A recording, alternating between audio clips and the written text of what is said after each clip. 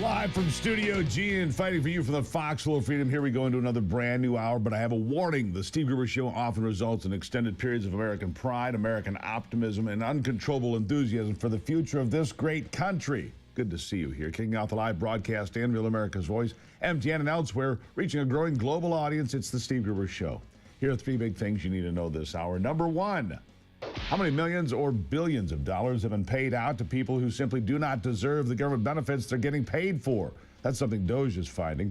Number two, Mark Zuckerberg will be in a federal courtroom today trying to defend his actions involving the CCP, Democrat censorship, and more, and praying that Meta does not get torn to pieces. And number three, never a dull moment, that's for sure. Happy Holy Week. It's going to be a big week at the White House, like always, for 100 different reasons. But the president still plans to celebrate the Easter holiday this week with a message for Christians across our nation and the world, followed by the usual festivities.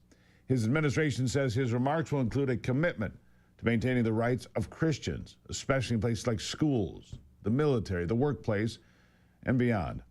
I'd like to hear it. But that's not all on the agenda. First, a quick look ahead at the markets. They're all in the green in pre-open trading. As I mentioned a few minutes ago, it looks like it could be another positive day on Wall Street. In the green, but not by a lot. We'll keep an eye on it for you. But over 40,000 on the Dow, so that's a pretty good start. As you'd expect, the president will continue to go to bat for his American trade policies this week, while China continues to back itself into a corner. The U.S. is busy running the world's biggest group projects. Negotiations now with 130 countries on trade, 130. Listen to this. Is that in the previous administration, you could sort of say, if you're thinking about it in the football analogy, is that they were running out the clock. And that what's going on now in the Trump administration is across a wide array of policy areas, we're in a two-minute offense. And the two-minute offense is pushing, as you've seen, the reconciliation bill through so that we get tax relief for American people, deregulation, and, of course, trade policy. Now, on the trade policy, the whole point of the trade policy is to address the national emergency that we're too dependent on foreign products in the U.S., especially if we were at a time of conflict, and we're doing something about that. And the reciprocal act was basically, guys, if you come to the table and negotiate with us and treat us the same way we treat you, then we'll get your rate really low. And so right now, 130 countries have responded, and we're negotiating with them, and they've got their rate down to 10%. The rate down to 10%. So that's a big step forward. 130 countries. We're not just talking about swapping bananas and T-shirts. These deals cover AI, clean energy, rare earth metals, and cybersecurity. You know, all the good stuff that our future runs on and depends on. The plan? It's not actually complicated. That's not to say it won't be difficult, but not complicated. Fix old deals, ditch sketchy suppliers, remind the Chinese that the U.S. still gives main character energy. We're number one, baby. And we're not just hitting China with tariffs. We're taking back significant sway over the Panama Canal, too, where Chinese influence has reigned far too long. Listen to Defense Secretary Pete Hegseth tout that win. While President Trump said in his State of the Union address, China has too much influence over the Panama Canal and America's going to take it back. And that's exactly what I was charged to do, what we're continuing to do. China's influence cannot control our own backyard, especially a critical waterway, key terrain like the Panama Canal. You mentioned 40% of ships are U.S. ships. 75% are going to or from a port. So we were able to secure two historic agreements. One with the Panama Canal Authority, that our ships, our military vessels and auxiliary vessels will travel first and free through that Panama Canal. And then we also signed a memorandum of understanding with the Defense Secretary over there and the President that established a robust and growing U.S. presence, right? You need to secure that key terrain. Well, there you have it. The Panama Canal, built by America during the tenure of Teddy Roosevelt. We should still hold sway. We should. President Xi's not going to like that, but we're not bowing to the whims of the CCP. President Trump very clear on that one, of course. The Panamanian president wants to be in the hands of the U.S., not China, right? And he's not the only leader partnering with Donald Trump. President Bukele of El Salvador in town today. Meeting with Trump about a supermax prison that you've heard about, of course, that is housing the worst of the worst violent illegal aliens. Bukele has delivered a master class in taking back his country in the last several years. Have you heard this? In 2020, El Salvador was listed as a level 4 do not travel destination. Today, it's a level 1, listed as one of the safest tourism destinations in the world. Why? Because Bukele wasn't afraid to put the bad guys behind bars and keep them there. Now he's going to partner with us to do that even more, especially considering President Trump's latest win in the Supreme Court, the court ruling that he has the authority to deport these violent criminals. Again, the worst of the worst. And believe me, even these Democrats screaming they should stay here don't want them in their neighborhoods. They don't. And of course, President Trump has the authority to toss these monsters out, even though activist judges tried to stop him. But this week, we'll see even more criminals exiting the country in droves, thanks to that ruling. While the left continues to bemoan the fact that the Supreme Court sided with Trump. Sad and pathetic, but listen. And again, the big question that a lot of people have here is, does the Alien Enemies Act, can it be used at all? The court did not rule on that. I suppose they may never, although one would think it will work its way back up to them again. Did it give any hint, in your reading of this, any hint on where they may go here? No, although I am disturbed that they didn't at least give us a hint that this may not be a proper use of the act. And I'm also really disturbed, John, by their failure to engage with the bad faith of the administration here in rushing these people onto a plane, in not releasing the proclamation publicly, in rushing them despite the fact they had a court a court hearing in place where they had a good reason to believe that the judge was going to stop them. All of that also remains unsaid, which to me emboldens the administration to try to keep pushing these limits. Yeah. Don't forget, these are MS-13 gang members that they're defending. MS-13, Tren de Aragua. Gang members who were never supposed to be in this country in the first place. Gang members who are poisoning Americans with lethal amounts of drugs like fentanyl. Kash Patel revealing that the FBI just completed one of the most successful counter-narcotics efforts in American history, intercepting $500 million in drugs. $500 million, making America safer, at least for a moment in some places. Meanwhile, President Trump snagged another win in the courts, aside from the ruling on the American and the Alien Enemies Act, in a decision that allows him to fire probationary federal employees. There's more than 16,000 probationary employees who have been deemed not necessary, who were hired in the last year or two by Joe Biden. And the taxpayer will not have to foot that bill now. And I'm sorry, some people will have lost their jobs. And I understand that. But we have to get this country back. We have to fix it. There's a cost to that. This is just one simple way in which this administration is cutting costs and slashing regulations. His efforts are resulting in lower inflation, higher wages, and cheaper energy. Here's White House counsel Peter Navarro real quickly. We had really good news on the inflation front. Both the producer price index, which is wholesale prices, consumer price index, had the lowest print since fall of 2023. Really good news, and nobody expected that. And the reason why that kind of thing's happening is because the Trump policies on other fronts, oil's down to $61 a barrel. Yeah. It's good news central around here, isn't it? I'll have more good news from Navarro from that same interview when we come back. Good morning to you. Nice to see you on a Monday. Glad you're on board. It's the Steve Gruber Show. I'll be back.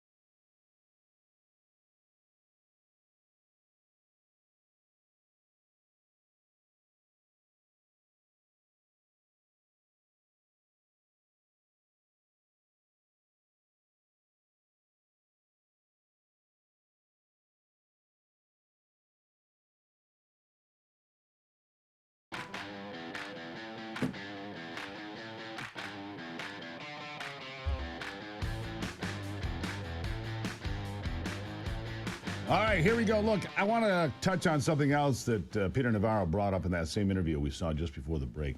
One that will affect your pockets and your money as well. Listen to this. The Congress passed the resolution, the budget resolution, which lays the groundwork for having the biggest, broadest tax cut in American history before August. Now, what does that mean? What does it mean for both recession and inflation? It means that we're going to have a debt-neutral tax cut financed by tariff revenues that's going to stimulate growth. It could be worth as much of 1.5 points in terms of GDP growth. At the same time, it's deflationary, not inflationary. It's unlike the Biden fiscal measures, which were just pure debt-driven. So there's really good news here.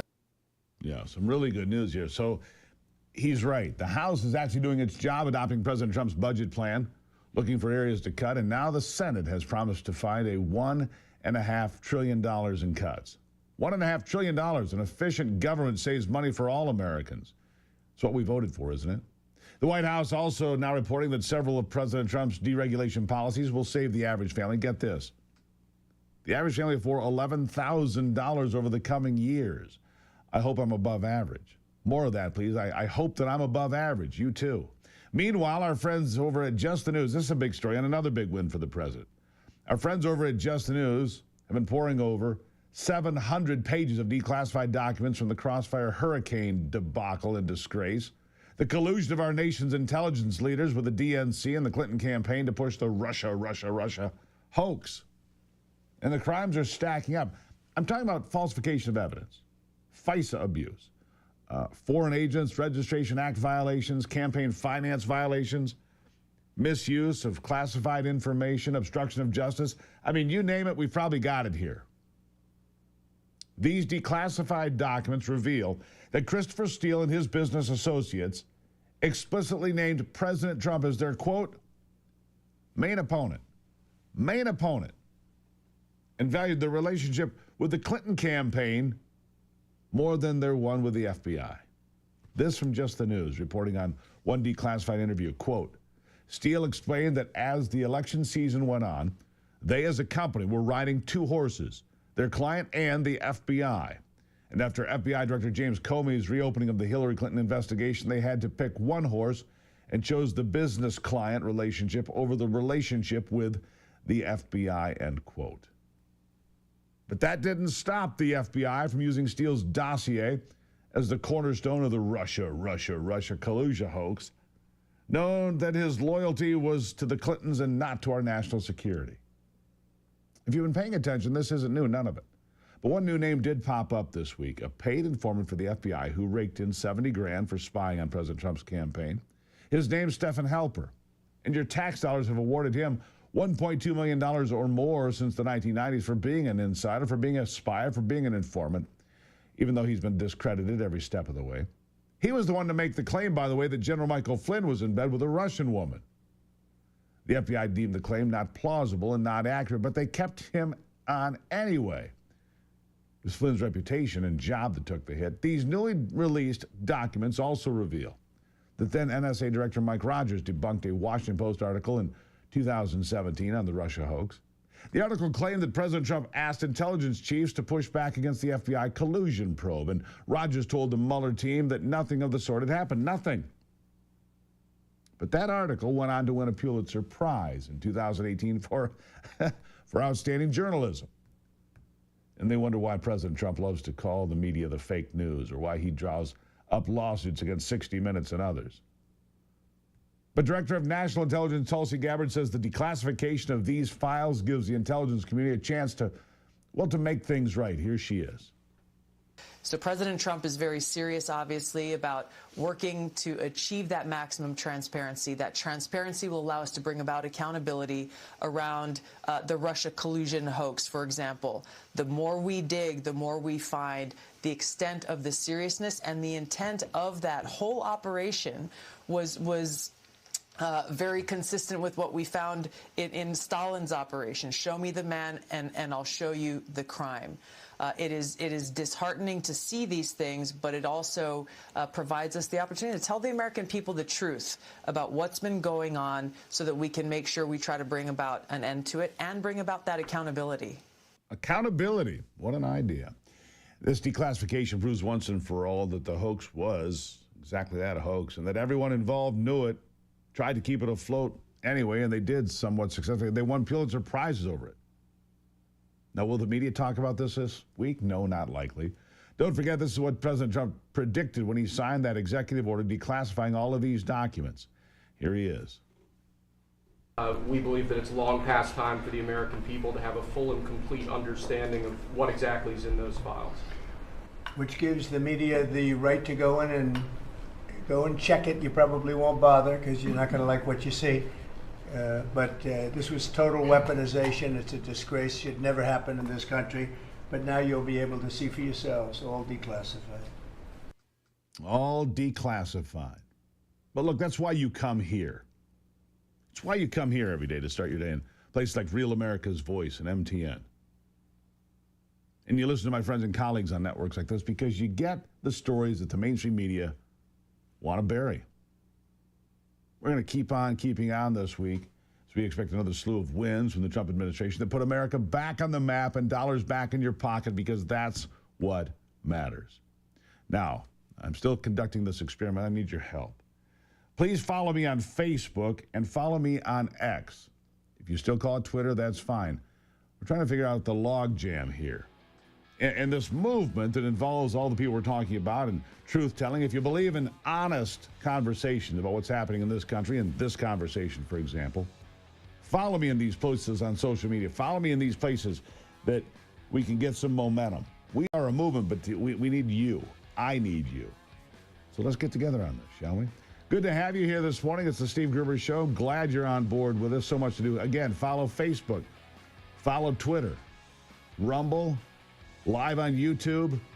It's a colossal movement. Be part of it. I'll be right back.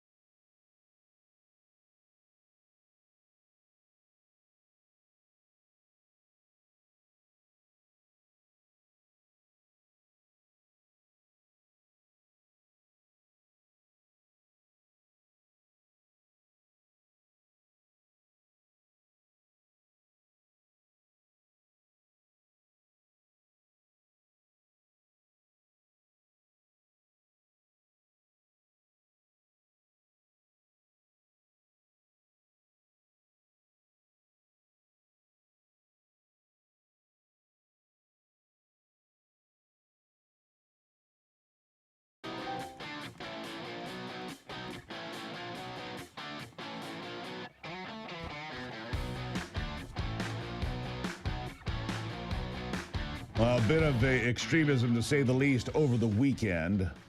Yeah, a bit of extremism, to say the least, over the weekend. Pennsylvania Governor Josh Shapiro and his family were evacuated about 2 in the morning from the Pennsylvania governor's mansion. It's after a man hopped the fence. State police were looking for him, couldn't find him.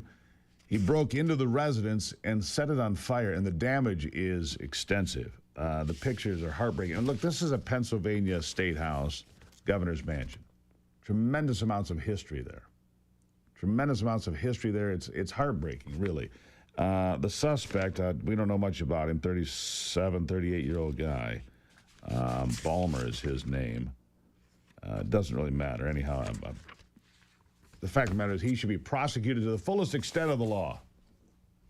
I'm sorry, I don't care what your position is. Josh Shapiro, of course, on the short list for Democrats that could run for president come 2028. And I don't care about any of that. I don't care what your position is. This is wrong. Torching the governor's mansion of any state for any political reason is just wrong. I'm going to hope the guy's just a nutcase, not tied to any political movement. But whatever he is, throw his ass in jail and leave him there for a very, very long time. No compromise. Speaking of no compromise, that's the way I feel about my coffee. Some is weak, some is corporate junk. And then there is 1775 coffee, bold, high quality, built for those who refuse compromise. That's what we drink every day around here to fire up every morning. Hand-picked, high altitude, single origin beans. Look, we learned a lot about coffee when we were in Costa Rica here recently. We want the best coffee possible. This is Bolivian coffee, 1775. It is spectacular. No toxins, no shortcuts. Just damn good coffee. If you want in, it's no problem. Go to 1775coffee.com/Gruber. Use my last name. You'll save 10% on your coffee and start your morning with the coffee that is what we're drinking every day. 1775. And for every dollar you spend, that's an entry for a Cybertruck, by the way. $30,000 in cash. That's right. 1775 coffee. Bold flavor, exceptional quality, no BS, and it's what we use here. Use the promo code Gruber. You're going to save 10%. 10% savings on coffee like this. You'll be pretty happy about it. Straight ahead now, Terry Sawchuk will be here. Hold on. Yeah, it's damn good coffee. Terry Sawchuk, straight ahead. We'll talk about the economy after this.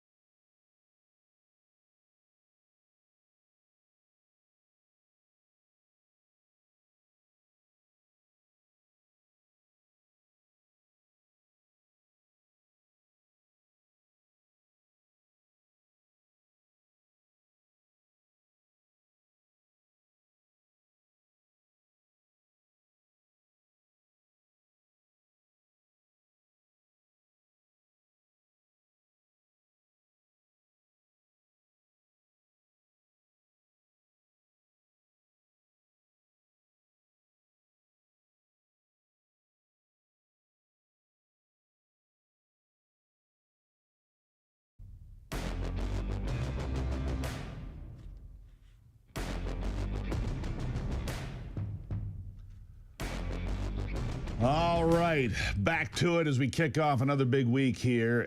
My next guest has his finger on the pulse of the American economy every day, which, by the way, the futures here look like we're in the green. Could be a positive day. We've come back from the bottom.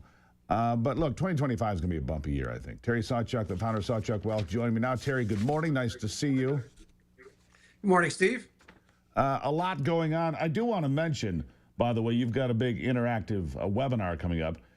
You can learn how Sawchuk Wealth helps people. If you think you can trade 30 minutes, would you spend 30 minutes for an extra 750 grand in your IRA? That's the question you pose here. We'll get back to this in a moment. I'll let people think about that. My answer is yes, absolutely yes. Would I trade half an hour for 750 grand in my retirement account? We'll talk about that. And in the meantime, you can look it up at sawchuckwwealth.com/Gruber. But let's talk about the economy for a moment here. Look, we bottomed out, was it been 10 days, 12 days ago now, Thursday and Friday of that week previous. It got ugly, down 5%, another couple of hits in the early part of last week, but then it came back. Donald Trump paused the tariffs for 90 days. We're told 130 countries are at the table negotiating, all except for one, that being China. What are you seeing, Terry? Well, I think the market is highly sensitive to obviously the trade negotiations. And, if you look a little further down the road, I mean, obviously we're going to work through this process and I think we'll get deals with a lot of the countries that we want. China, I think, it depends on who you listen to.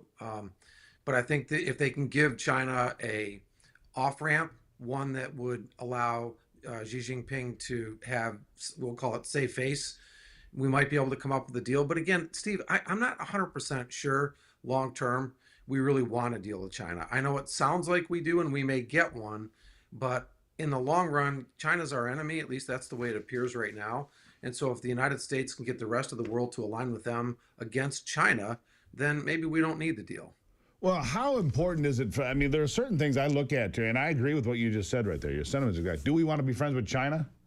I don't know. I mean, there were Republican administrations that basically held their hand, walked them into the World Trade Organization, got them into the place of most favored nation status and all this nonsense. I don't know if they deserved it.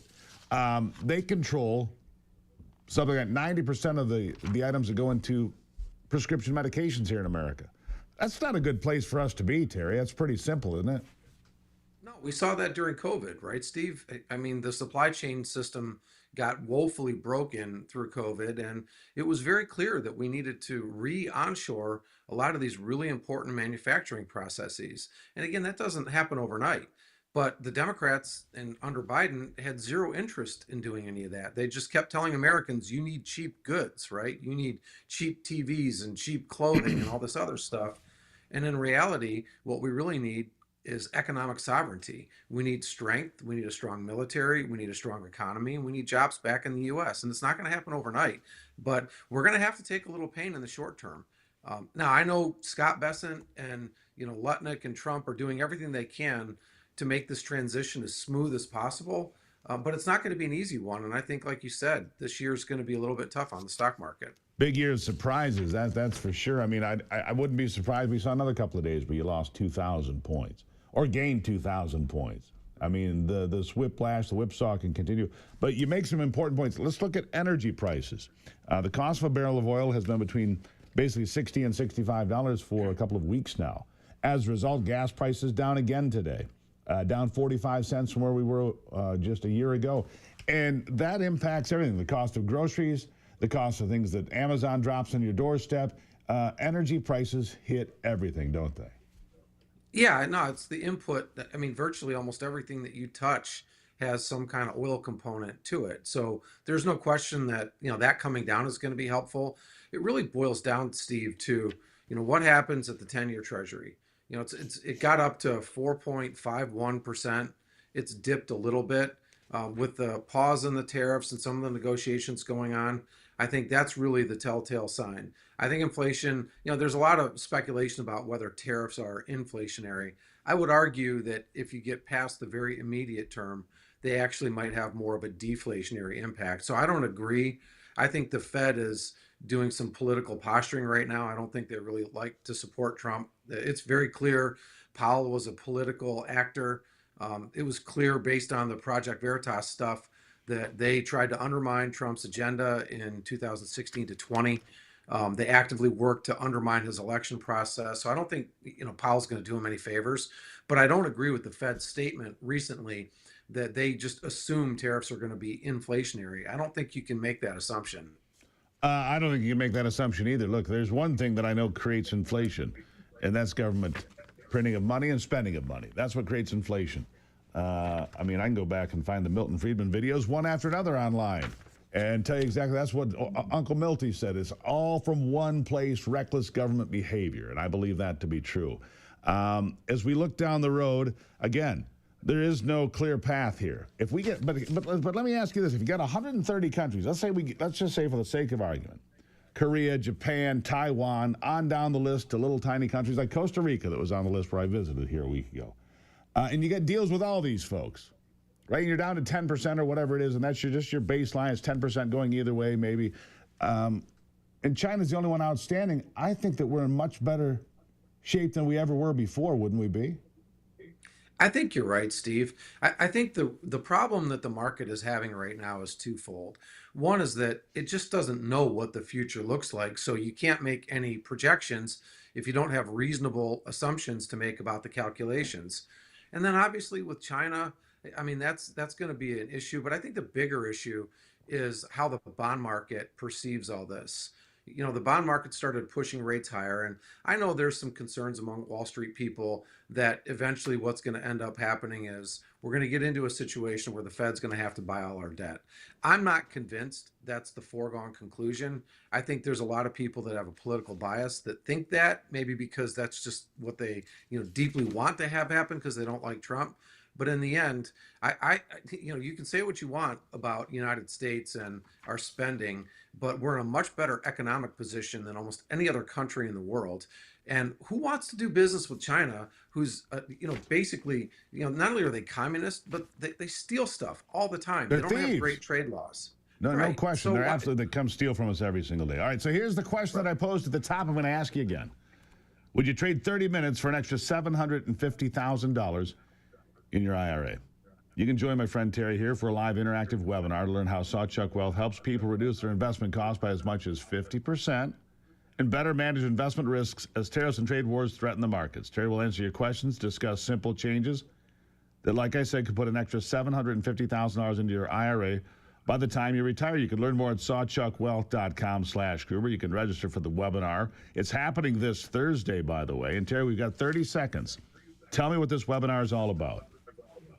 Well, it's just about common sense investing, Steve. The idea of cutting your costs significantly and managing risk appropriately. The reality is, over the last couple of years, risk management really hasn't been that important. But as we learned in the last couple of weeks, I mean, at one point, Steve, at the low point, all of 2024 gains had been given back. Now, we got a little bit of that back, but we're not done yet. You need to manage risk. This is really important.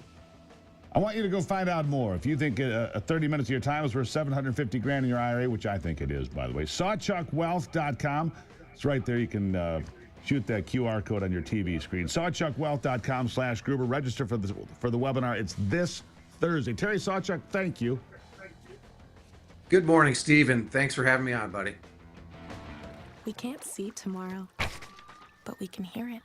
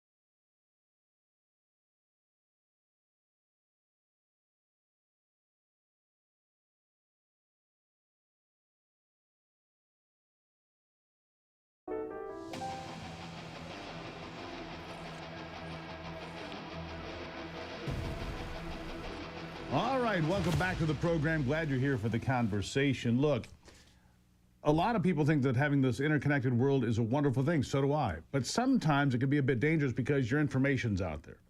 The information about where you live, who you are, social security numbers floating around. It can be dangerous, especially when thieves come along. House thieves, specifically. Natalie Dominguez is a title theft education specialist with Home Title Lock. She joins me now. Natalie, nice to see you here. Hi, Steve. Lovely to be with you guys. Look, the interconnected world is terrific. We get tremendous amounts of information. We can learn about places that we're going to visit. We can study politicians. We can check the local markets, whatever it might be. But for thieves, it's also a hunting ground where they can find things and use that to, well, to steal from you. Now, people don't realize, but the FBI has been calling house stealing this thing where these thieves will come in, they'll identify your property, realize that you've got a bunch of equity there, and then they sign a couple of forms. Next thing you know, they're taking loans against your house. They could even sell your house. And people think, well, that's not a real thing. It's a real thing, isn't it? It's absolutely real. And it's really scary because I love what you mentioned about, all of our records being so accessible. Not many people know that your land records are public record, thanks to the Public Record Act. So if I am a criminal, I can walk down a street, see a house that I want to target, and back in the day, it was you'd still have to walk into a county office, you'd request copies of the paperwork. People can access your home, your personal information, even your signatures by getting a 10-cent copy at the county. But nowadays, everything is so accessible and everything is so online, especially post-lockdown, where you can even sell a house online without ever meeting the buyer or the seller in person. Natalie, it's really wild and really scary. It's interesting that you mentioned the Public Records Act.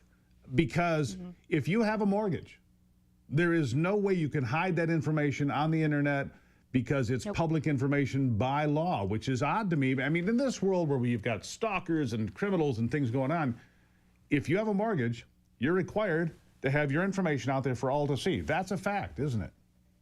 Absolutely, 100%. A lot of our records are public. I mean, that's why there's so many softwares out there that try to scrub your information from the internet. But unfortunately, your home address, your signatures, for the most part, most of these things you can never truly scrub because by law they are accessible and you have to be able to access it. People can find your phone number. They can find the last four of your social. They can find your address. They can find out where you've lived the last 3 addresses. They can find all those sorts of things. And if they pay $50, they can find all that stuff in detail.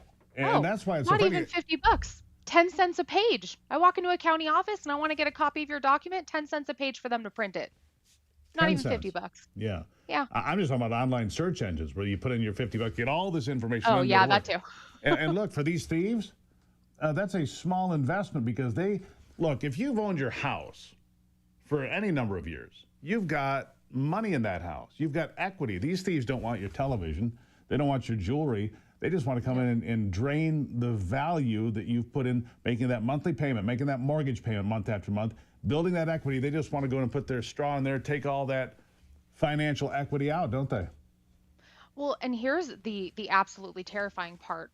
One, there's nothing that a homeowner can really do to stop this crime from happening. There are gaps in the legal system that me as a criminal, and this is why this crime is becoming so much larger than it was, I'd say, 15 years ago, where it still existed. But with everything online, it makes it that much easier.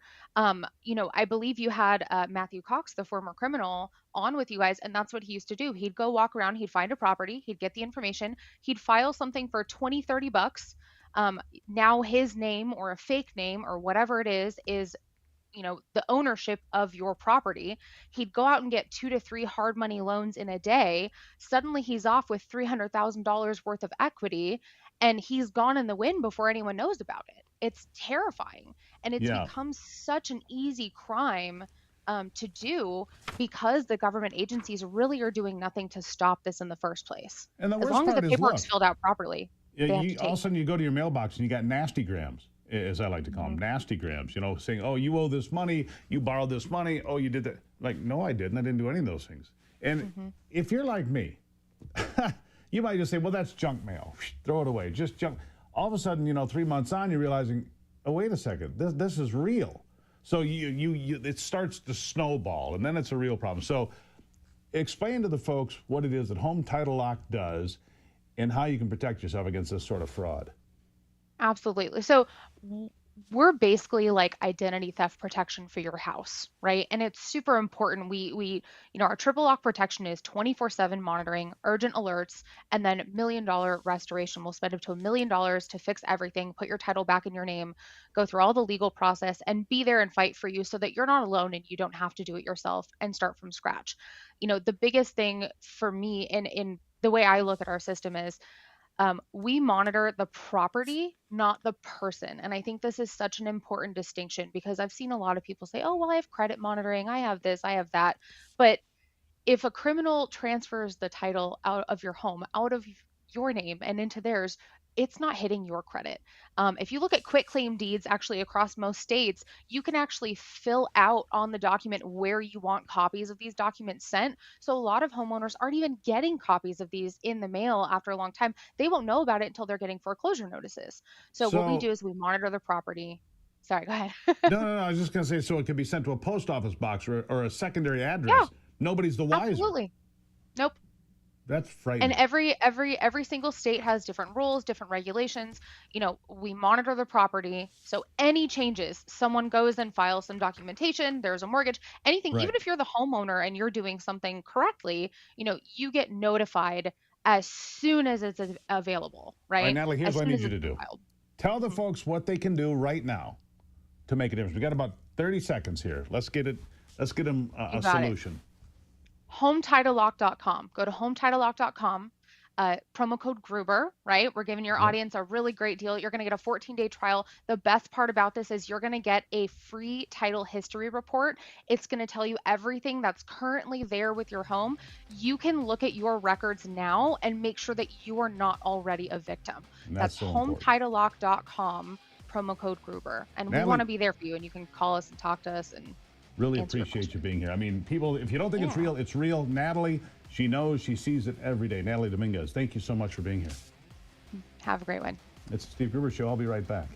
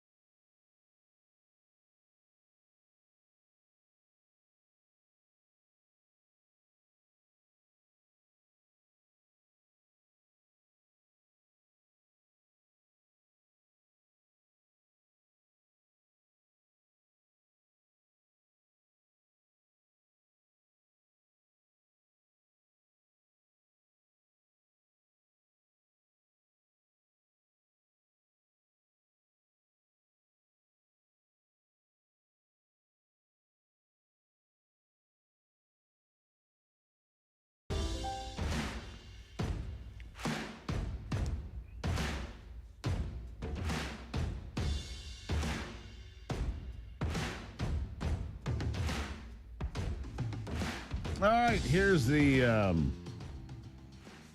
latest. This federal trial begins today with Mark Zuckerberg. It's been like a 6-year investigation, if you didn't know. Been a legal battle back and forth. Mark Zuckerberg and Meta trying to get this whole federal trial tossed out, but it's coming before the Federal Trade Commission and Meta in court. It could decide whether or not Facebook lives or dies. Well, Meta for sure. If the FTC successfully convinces U.S. District Judge James Boasberg, yep, that's the same guy, the one that Donald Trump just beat.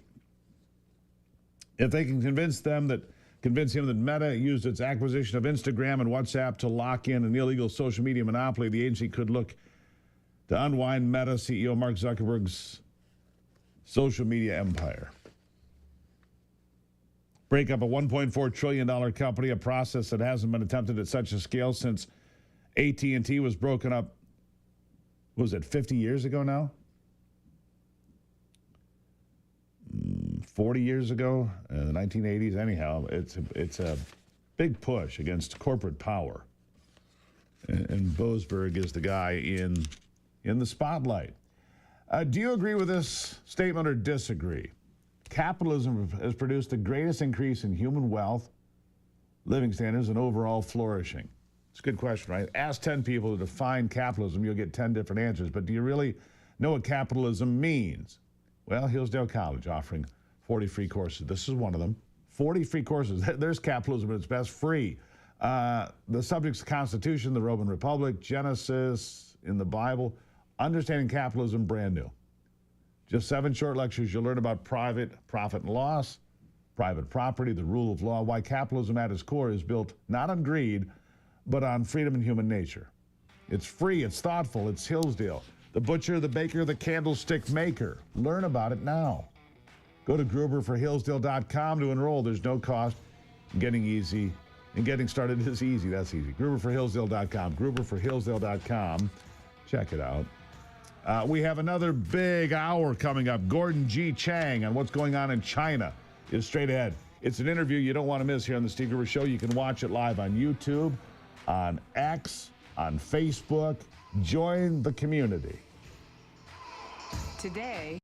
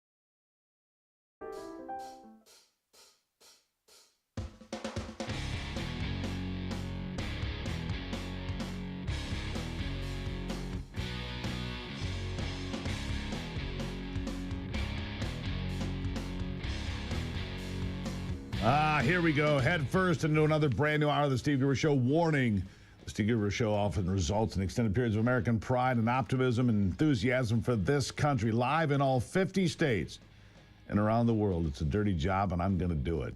Here are the three big things you need to know this hour. Number one, our 78-year-old President Donald Trump is in remarkable physical condition, according to his physician. The physical release over the weekend. Amazing. All those Big Macs and Diet Cokes, not hurting anyone.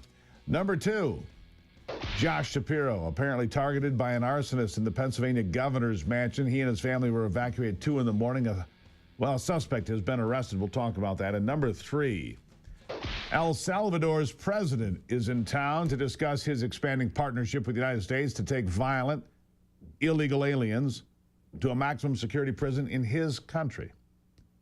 And at the same time, we're negotiating trade deals with everyone except China. Seems we're negotiating deals with everyone. Prisons in El Salvador now a very safe country compared to where it was just 5 years ago. 130 countries are at the negotiating table, we're told. 130. Peter Navarro says the United States is looking for a new trade deal every single day, at least, for 90 days. Listen to this. The world cheats us. They've been cheating us for decades. They cheat us with tariffs, higher tariffs. But more importantly, they cheat us with the so-called non-tariff barriers. It's the VAT taxes, the dumping, the currency manipulation, the technical barriers that keep our autos out of Japan, the agricultural barriers that keep our pork out of Australia or Europe. They're doing that to the tune of $1.2 trillion of wealth a year that we transfer now abroad. And $18 trillion of wealth since we started running deficits. You know how much $18 trillion of America that could buy? So that's the problem we're grappling with. So we have a strategy here where the president says we're going to charge them what they charge us. And the analytical issue is it's easy to calculate the tariff differential, but the non-tariff barriers are so much higher. So that's what we set, knowing full well that a lot of countries would come right to us and want a bargain. We've got 90 deals in 90 days possibly pending here, and it was par for the course. Actually, it was a birdie for President Trump to do exactly what he did, which was pause for 90 days, and we're going to get this done for the American people. 90 deals in 90 days. I mean, it's a remarkable goal. And I'm of the opinion, look, you've got South Korea at the table, you've got Japan there, you've got Taiwan, a host of other countries, obviously 130 strong, we're told. My guess is this. If you're at the table, if you're in line to be at the table for a discussion to make a deal, they're not going to hammer you with tariffs, even if it's 90 days or 100 days or 120 days. If you're there in line, in good faith, to work out a deal, all will be well. The only country not at the table, not in line, is China. Trump doesn't seem too concerned. Right now, I'm with you. The markets right now are in the green, pre-market trading.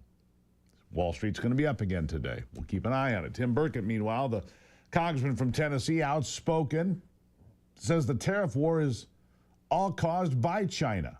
Listen to what he says. With our members of Congress here, Congressman, how do you feel about all this? I feel good about it. China has been a terrible actor, and the blame clearly lies on Congress. We've sold our country out time and time again. Both parties have. This president realizes it, and that's why the tariffs are going into place, or he's negotiating them in. And when you look at places like China that have just ripped us off considerably, our intellectual property, billions upon billions of dollars. They'll take products that are manufactured during the daytime in China, and then at night they'll put them under another label or even the same label, and then sell them on Alibaba at 30% less. So I think it's a great move. Yeah, it's a great move to get people back where they belong, to help America be stronger. In the context of all of this, you've heard this. There is a steady stream of lies about Trump voters having buyer's remorse.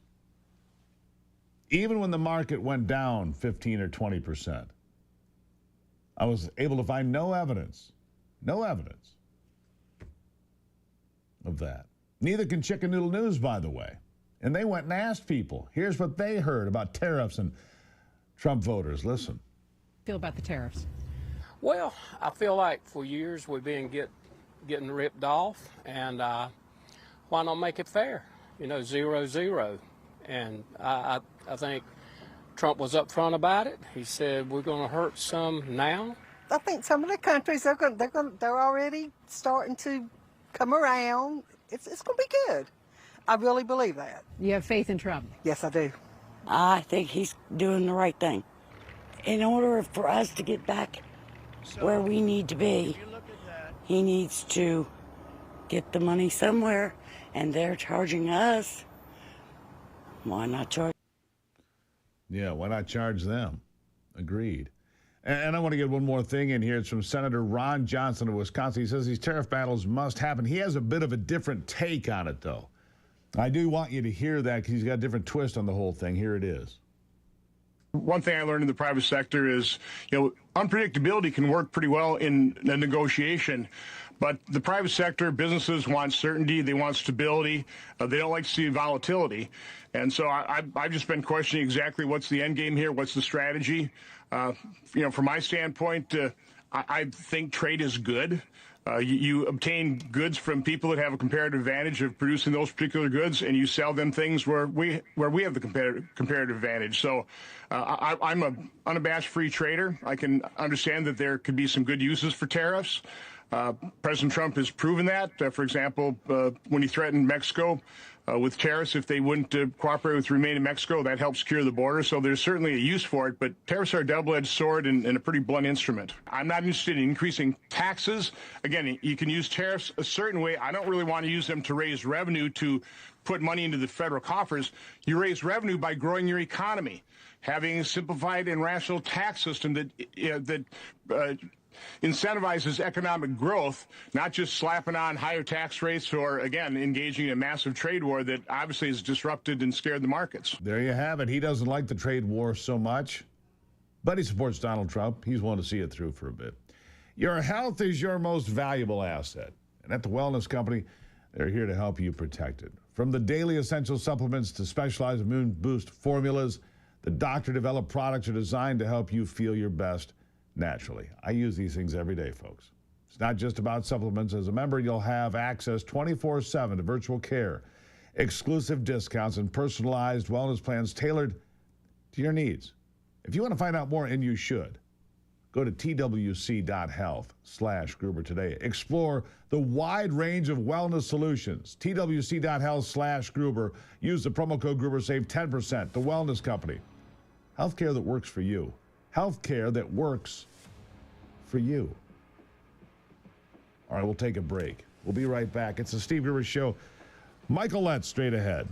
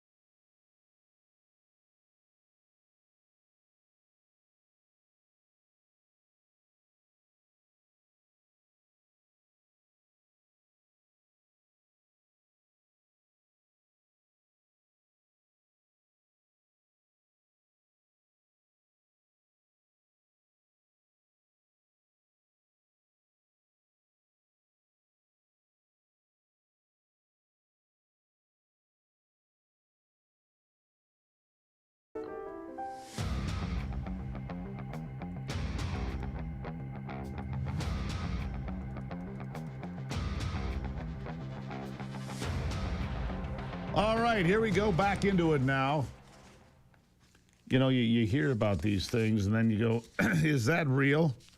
And because you get this pushback. Let me give the headline. New Jersey restaurant owner arrested by ICE, now convicted of being a Chinese agent. But yet, when these things happen, when these arrests occur, those on the left, oh, these people are being mistreated. It's these terrible Republicans and MAGA folks. Really? Michael Letts is the founder, president, and CEO of Invest USA, a national grassroots nonprofit organization. Michael, nice to see you here this morning. Always a pleasure with you, Steve. Good morning to you. Good morning to you. All right, so, I mean, how often does this happen? The left goes crazy. Somebody's been arrested, deported maybe to El Salvador, whatever. Bukele's in town today, which I think is important. And then you find out that they're real criminals, like you did in this New Jersey case, right? Well, quite frankly, Steve, it happens almost daily. And what you said is very accurate. It doesn't matter who we arrest, the left automatically thinks they're being mistreated. But quite frankly, vast majority of these arrests are not, we're just talking about minor criminal issues. We're talking about major criminal issues when we find out their background. First of all, of course, they're illegal. That automatically makes them a criminal. But second of all, they're here for a reason, Steve. And the reason why they're here is they're escaping the justice from their own country. Either that or what we have discovered is their country has given them justice. And then figured during the previous administration, it was simple just to ship them over to us, let us deal with their problems. And that's what we're having to do the cleanup now. And so every time you see ICE making arrests, it's not haphazardly. Even the disputed case in El Salvador, quite frankly, all the evidence still points to the fact that he's well recognized, he's well greeted by Trinidad and Tobago, the gang members. They don't usually do that for somebody they don't know, Steve. Yeah, you think? You mean they greet friends and family different than complete strangers? Well, go figure. No question. Yeah.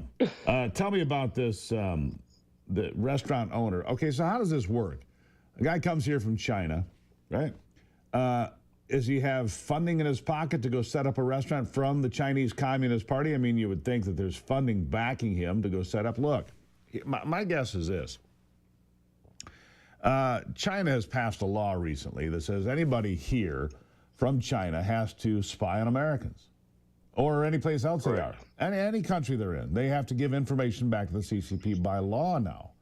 I think anybody who's, a Chinese national, maybe we should just say, hey, maybe you should go back home. All of them. Oh, there's no question of that, Steve, because here's what the evidence points to, and this is what I'm so glad we're on your show this morning for your viewers to understand. The Chinese Communist Party has declared open war on America and on trying to subvert our government and destabilize us. How are they accomplishing that? Well, let's just take a look at some of the rioters, that you've seen hands off recently. Of course, everybody says they're being funded by George Soros. Yes, George Soros has a funding portion of it. What we have discovered in the last week is they're being moved around and funded actually by the Chinese Communist Party. The bus companies that are moving them around are owned by China. China is the one that has set up 13 police stations, believe it or not, during the previous administration here in this country, and has staffed them with Chinese police officers. And what is their purpose? Twofold. They're trying to get into the NCIS system so they can spy on Americans, and they want to keep a check on their nationals that are here. They want to force them to do what their will is. You take a look at what happened with the fentanyl crisis. Where did the chemicals come for fentanyl that were sent to the cartel to come across the border? From China. China has made a concerted effort to destroy us economically any way possible. And so just with what you said with the Chinese restaurant, they control all the businesses here. And they're trying to expand. They're trying to buy up farmland. They're trying to buy up anything they can so that they can have a foothold in being able to dictate where America heads. And I promise you, Steve, where they want America to head and where we want America to head are opposite directions. Yeah. Why is it that so many otherwise normal thinking people, right, would allow this to and encourage this to happen?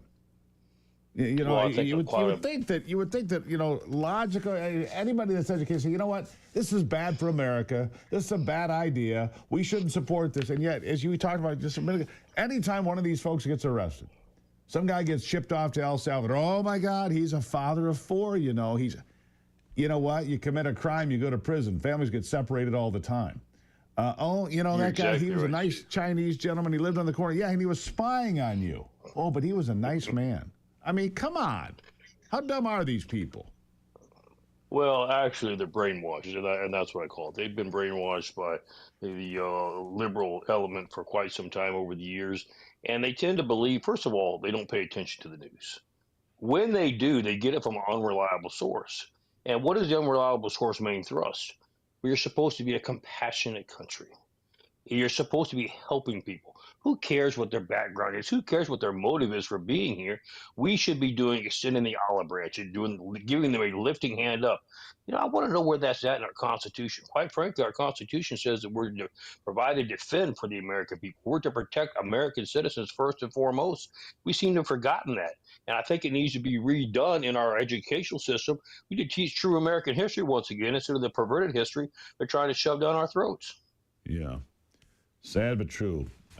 Michael Letts, founder, president, CEO of Invest USA. Always appreciate you being here, Michael. Thank you for taking the time. Thank you, Steve. God bless. God bless America. Have a great day. You too, my friend. We need to clean up our neighborhoods. That's a fact. And look, I mean what I say. If you're here to spy on America, if that's your deal, you need to go. You do. You need to go. You need to be out of here. And I make no apologies for that. Why would I? We need to take care of this place first. We need to take care of this place first. Absolutely true. This part of the program brought to you by Great Lakes Pet Food. It's the best dog food you're going to own. My dog will turn 16 tomorrow. I'm not sure how she did it, but she did. Cody made it to 16, by far the longest living dog I've ever had. It's a blue heeler, by the way, cattle dog. She's teetering around. I mean, she's old, but she is teetering around, and she can still point food. One scrap of food hits the ground, she can smell it. It's the strangest thing. Anyhow, I'm glad you're here. GreatLakesPetFood.com to find out more. GreatLakesPetFood.com. Best dog food you'll ever own. I'll take a break and be right back.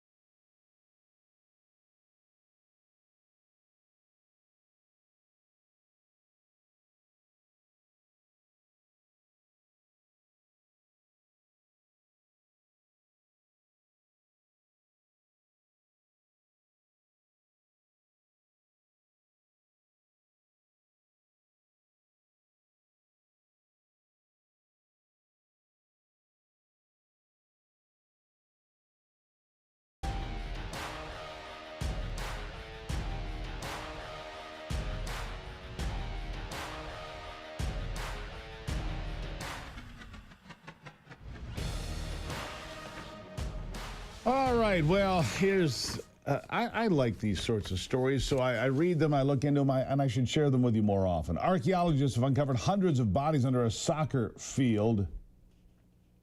Yep. An ancient battle site in Vienna.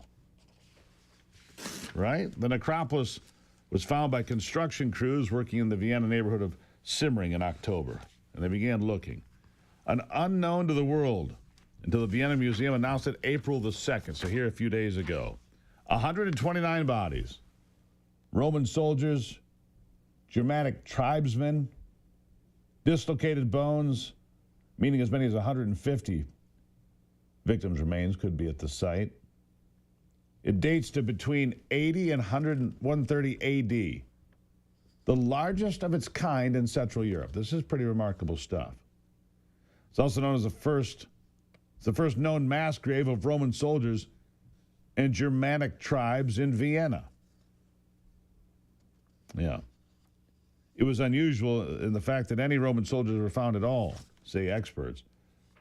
Soldiers were typically cremated until the 3rd century. Within the context of Roman acts of war, there are no comparable finds of fighters. There are huge battlefields in Germany where weapons were found. The victims were all male. The remains were haphazardly scattered around, implying that they were hastily dumped. Experts have also been able to identify head, pelvis, and torso injuries from the bones. They have various different battle wounds, which rules out execution. It is truly a battlefield, said Vienna archaeologist Christina Adler-Wolf. There are wounds from swords, lances, wounds from blunt trauma. Yeah. A real war zone. 150 people found Vienna. Interesting. Central Europe. I find that sort of story interesting. What was this battle that nobody's ever heard of? And how many more like that are there? Good question. Gordon G. Chang will join me next, an expert on China. We'll have him on to talk about what's going on with the trade wars, Chinese Communist Party, those police stations in America, and so much more straight ahead.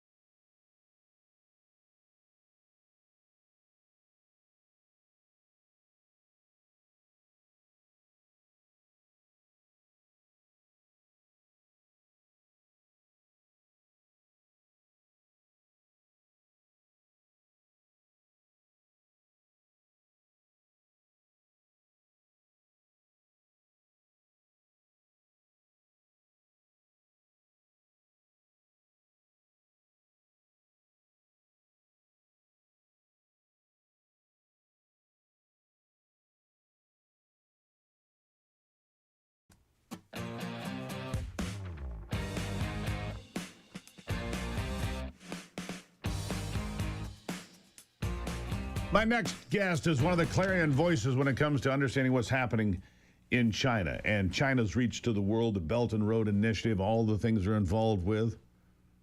He's spent his professional life understanding, reviewing, and explaining to the world the dangers of the Chinese Communist Party. He's the author of the recently released Plan Red, China's Project to Destroy America, as well as the coming collapse of China and China is going to war, and several different books, all worth reading. Gordon G. Chang joining me now. Gordon, nice to see you this morning. Thank you so much, Steve.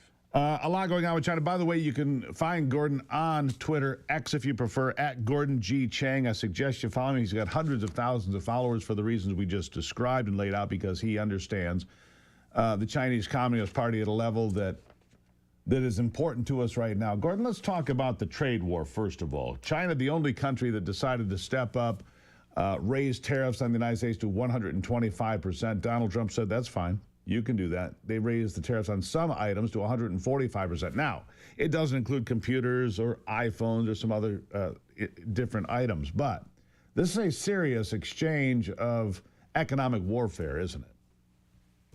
It certainly is. And at the tariff rates that now apply, essentially almost all the trade between China and the United States will stop, except, of course, for the electronics, which President Trump has given an exemption for. But by the way, you know, the Chinese just crowed when Trump announced the exemption for electronics, said, oh, the president's backing down. Well, I don't think so, because we're going to see what the new tariffs on electronics are going to be. And this is a trade war, but this is a all-encompassing struggle between China and the United States, because China has talked about the U.S. as an enemy. I mean, we only say competitor or adversary, but we should be talking about China in the same terms that it talks about us. And that means this is an existential struggle, not because we want it, Steve, but because the Chinese believe it is. And because the Chinese believe it is, it is. Yeah, exactly. You know, it makes you wonder about the mistakes made by political leaders in the United States, first bringing in China into the world of civilized nations in 1972, then basically walking them in to the World Trade Organization, where look, China has abused everybody. They steal intellectual property from everybody. They undercut and destroy markets for everybody, not just the United States. So this response from Donald Trump, to me, long overdue. It is necessary.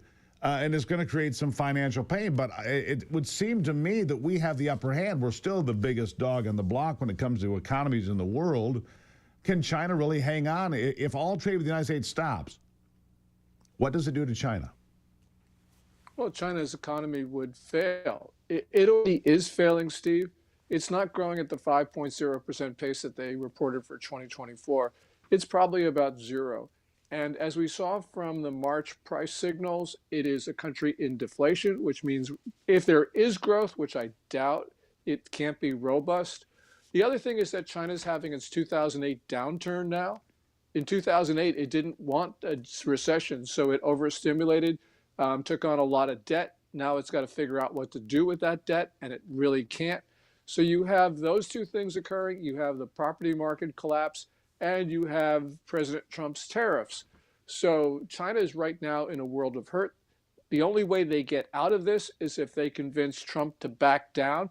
But Trump, as you point out, holds the high cards. We're the bigger economy. We're the trade deficit economy.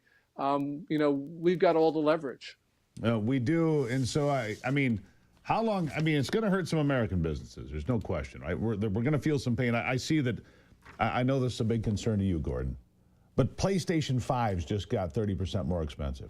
So me too. The PS5 right here. I just saw a bulletin go up. Oh, it's the tariffs. It's Sony trying to cash in and so on. So whatever it is. Yeah. But really, this is something that it's either we do it now or we do it later. You're going to pay the price sooner or later, aren't we? I mean, we've gotten ourselves entangled in a place that we need to clean up our act. We can't allow this economic abuse to continue, right? You're absolutely right about that. You know, we've had decades of deeply misguided trade policy, which has been injurious to the American Republic. And so, of course, there's going to be pain to get out of this. But let's do it now because we are in a very strong position. And also, if we delay it, it's going to get even worse. So it's important to do this now. And we should all applaud President Trump for taking this on. Yeah.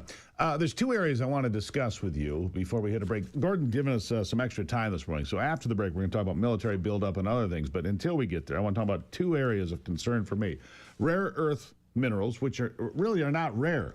But China has about 85% of the facilities that can turn those rare earth elements into useful products. The refining is about 85% of the world's refinery rates. But we have those same elements here in America. We just need to have refineries to push them through. True or false? True. Those rare earths, they're around the world. A lot of them are in Canada, in Saskatchewan, Australia. It just requires political will to mine them, get them out of the earth, and to process them. Processing is dirty, which is one of the reasons why we've sort of outsourced it to China. But we can't do that because China is now restricting rare earth exports to the U.S. And so we've got to understand that this is a trade tool that they're using, and we've now got to dig our own and process our own. Well, we've got plenty of them in places. In fact, here in Michigan, where I am, we've got rare earth. In Minnesota, you've got plenty of them. Yes, Saskatchewan too, but I think we should have our own and stop relying on any foreign entity for important. I mean, rare earths are critical for the future, so we might as well have control of our future and our hand on the wheel. And speaking of that, here's the second thing I want to talk to you about. Before I met you, Gordon, which I've known you for a number of years now, and I appreciate that. But before I met you, I read the book China RX. And I don't think the situation has gotten any better. The pharmaceuticals, the book China RX, if you haven't read it, read it. It'll frighten you because it means that all of our pharmaceuticals, our prescription medications, 90% of them have elements that come from China. We should not allow the Chinese Communist Party to control the medications we need in America, correct? Absolutely. Rosemary Gibson, who wrote that book, is a hero. President Trump, at the end of his first term, tried to bring APIs, active pharmaceutical ingredients, back into the U.S. The effort was flawed, and because he wasn't reelected, he couldn't continue it.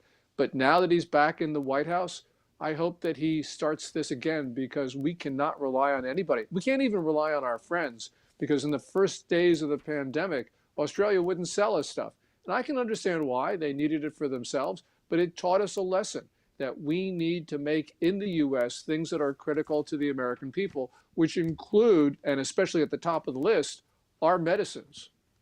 Absolutely true. We don't even have, antibiotics here. And I'll just give this quick story and then we'll go to break. But in 2004, the last antibiotic factory in America went out of business. Why? Because China had bought the antibiotics, the penicillin plants, if you will, around the globe and dropped the price intentionally to destroy that company in New York. And they were successful. We need to take our pharmaceuticals seriously, our national security seriously, and I think we're doing that. Gordon G. Chang with me. You can find him on X at Gordon G. Chang. He just released the book Plan Red, China's Project to Destroy America. You should look that up. We're going to talk about the military buildup in China and all the things we're doing in that regard after the break here on The Steve Gruber Show.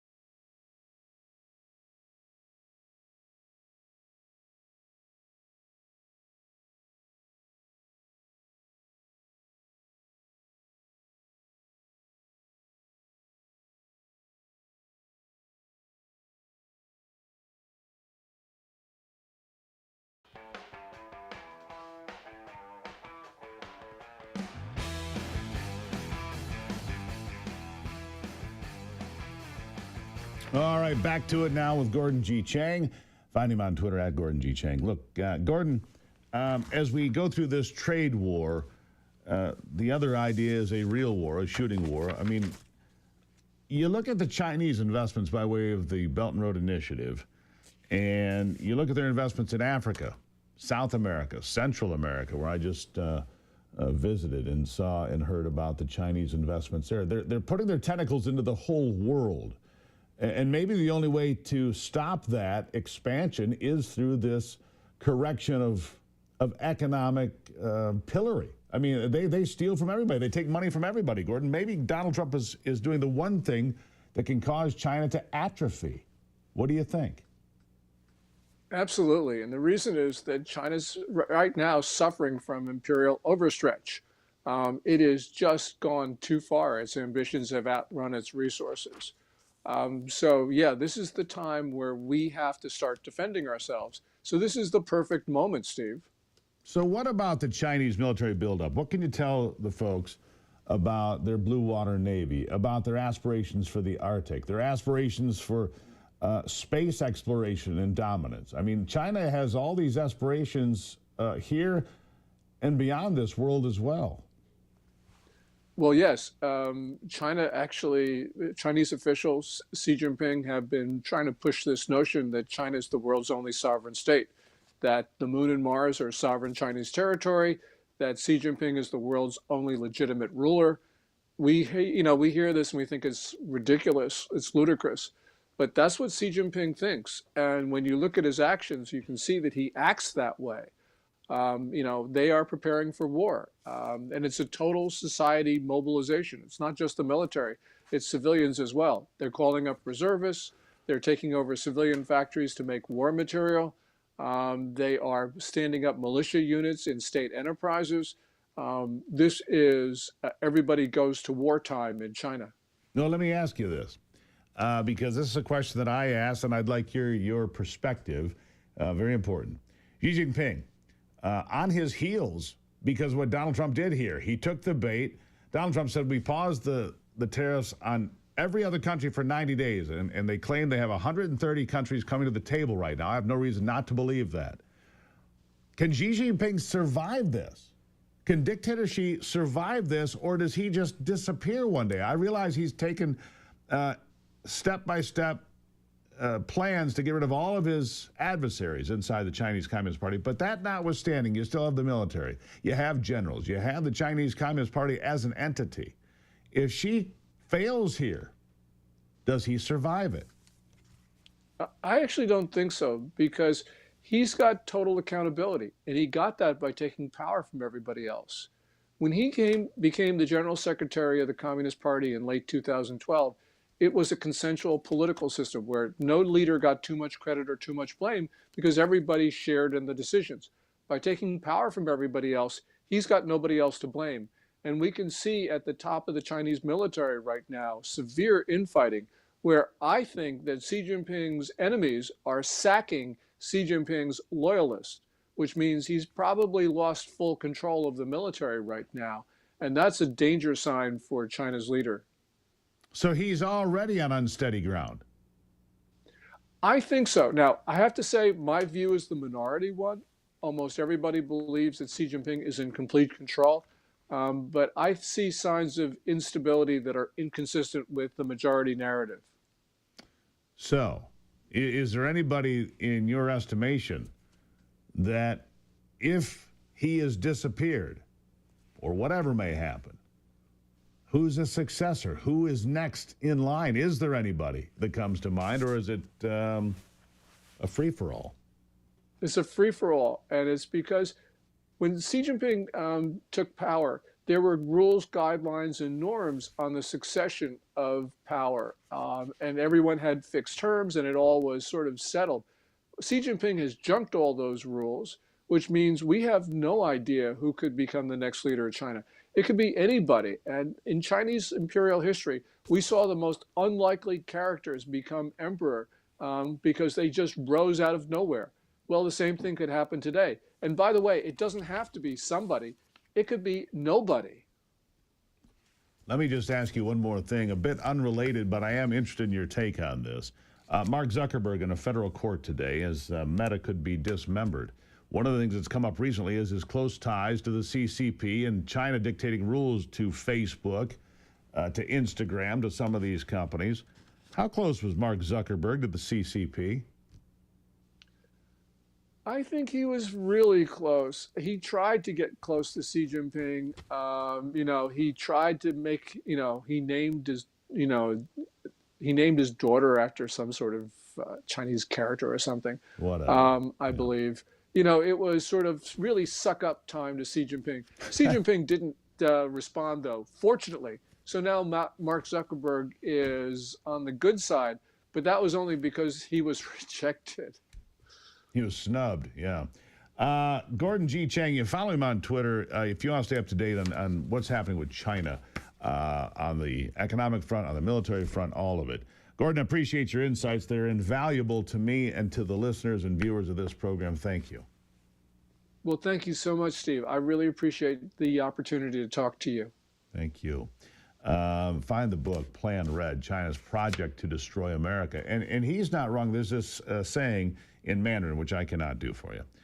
Everything under heaven is the rough translation. And that's the way dictator Xi looks at the world. Everything under heaven is China's. You hear about Taiwan being a province in waiting. He looks at every country in the world, including the United States, as a province in waiting. That's the basic philosophy. And again, it's the rough translation, everything under heaven. Gordon G. Chang, a remarkable resource to have here. I'm glad we have him. It's just terrific. I'm going to take a break. I'll be back with an update on sports after this.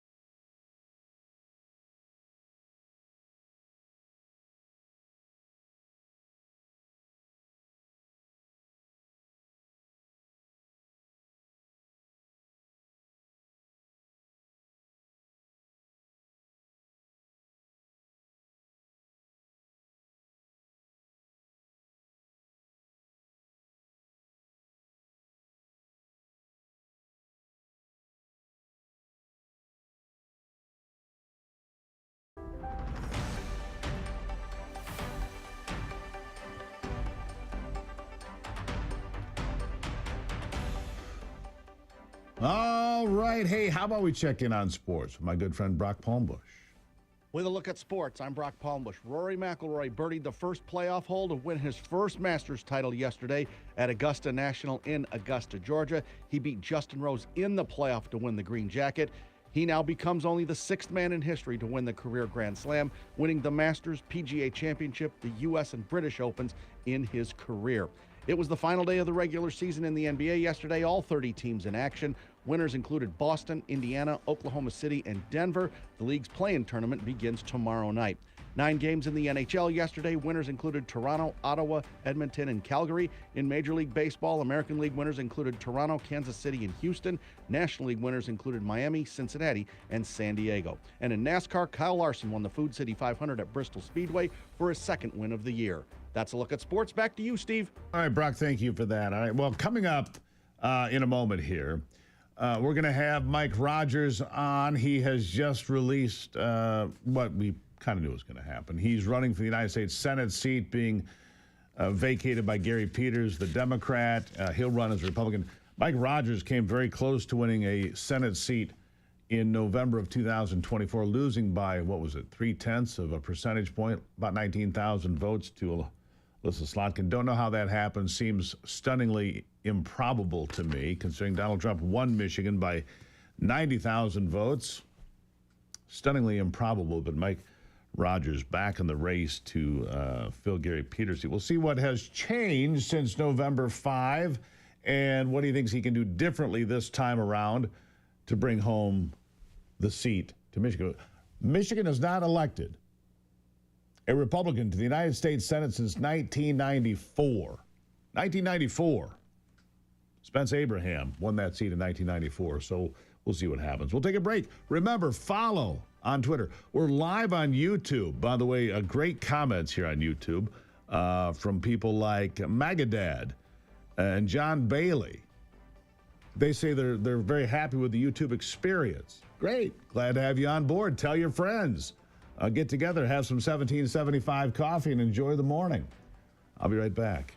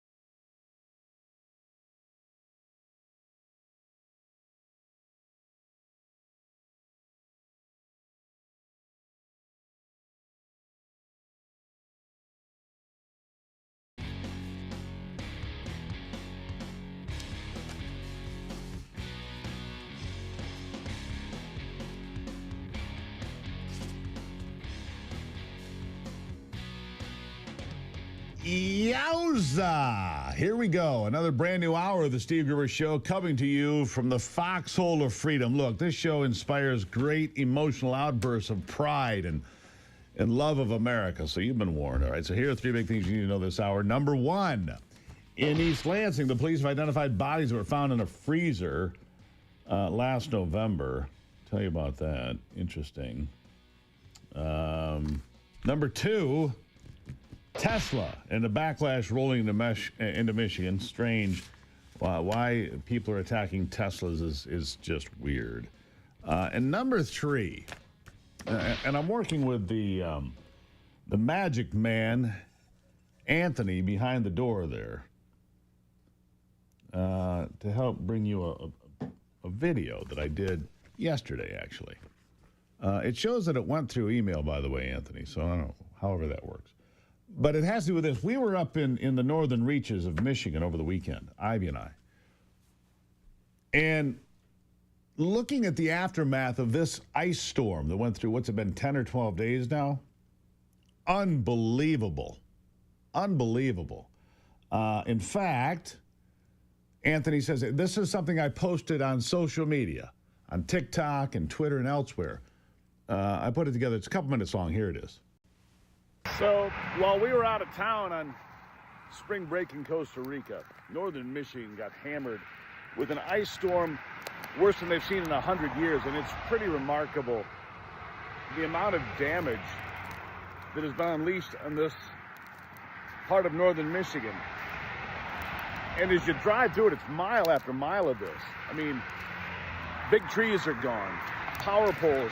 You can see where the crew's been working for days now, restoring power. A lot of people still without power, and it's been more than a week, 10 days really now. And I mean, it's remarkable, and it's been compared to a Category 5 hurricane, because this goes on for mile after mile. In fact, from here, we're just outside Gaylord, Michigan, right? We're just outside of Gaylord. This goes on for mile after mile after mile, and I'm told that it's worse to the northeast and to the east of here. Worse than this. I mean, this is every place you look. Here, across the road, it doesn't matter. It's everywhere. It's absolute, utter destruction. I don't see how. I mean, we just came by the country club, the golf course, devastated. The whole place is snapped like twigs. I mean, the whole place is a war zone, unlike anything I've ever seen. It's like a wall of tornadoes came through, or a Category 5 hurricane. It is really remarkable. Probably something Donald Trump should come take a look at, because the amount of devastation in this part of the state is unlike anything I've ever seen before. And I've covered a number of disasters over the years. And so I would say this is worse than most. Gaylord got hit by a tornado here a couple of years ago. This absolutely dwarfs what happened. That was a pretty good tornado, and the sign kind of says it all. Just hanging there. What a mess. What an absolute mess. And here's the thing. So I was there outside of Gaylord, and that's the video I put up on social media.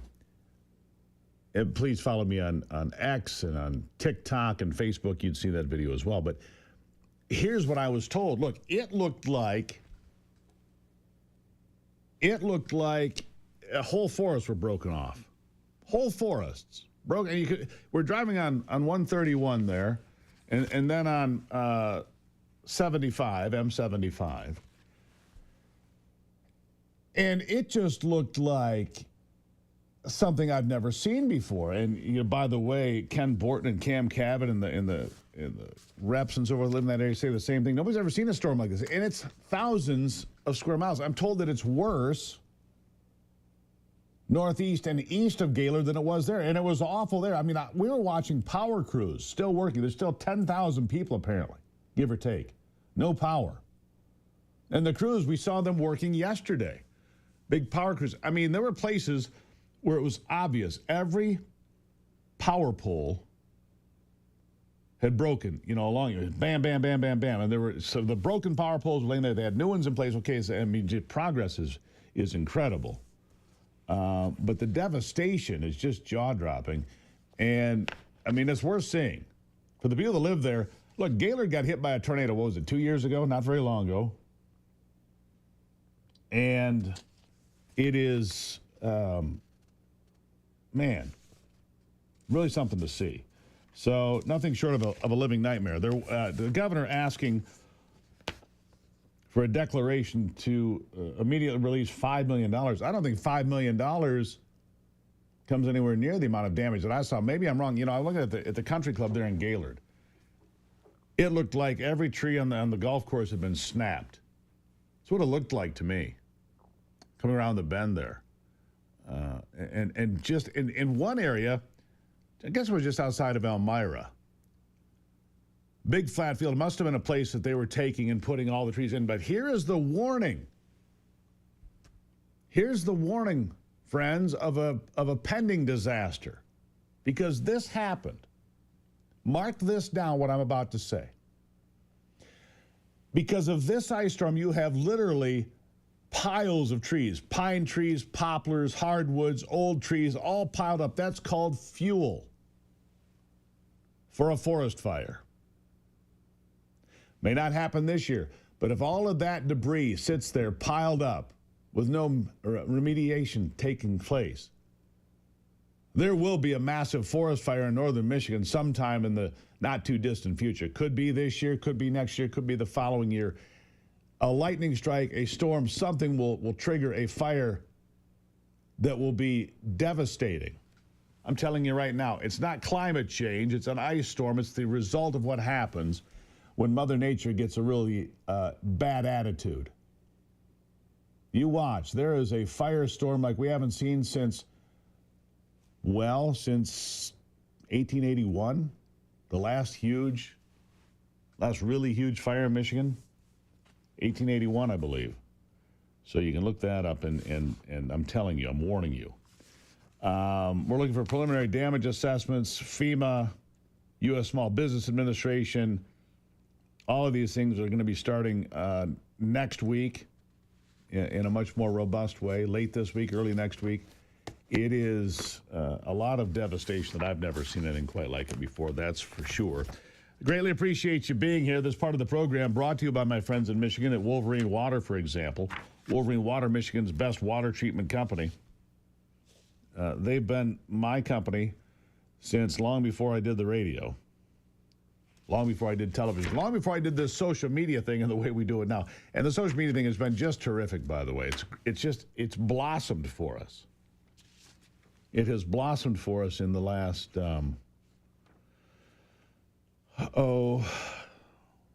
6 months in a way that has been very rewarding. And I appreciate you being part of that. Very rewarding. WolverineWaterSystems.com to find out more. WolverineWaterSystems.com. Talk to my friend Paul Mahaney over there. Michigan people putting in the best water systems available anywhere. All right? We'll take a break. When I get back, we'll have Mike Rogers here. Big announcement. Mike's running for U.S. Senate. I don't mean to be, take it away from him, but the press release is already here. He's in to run for U.S. Senate again. We'll talk about it straight ahead.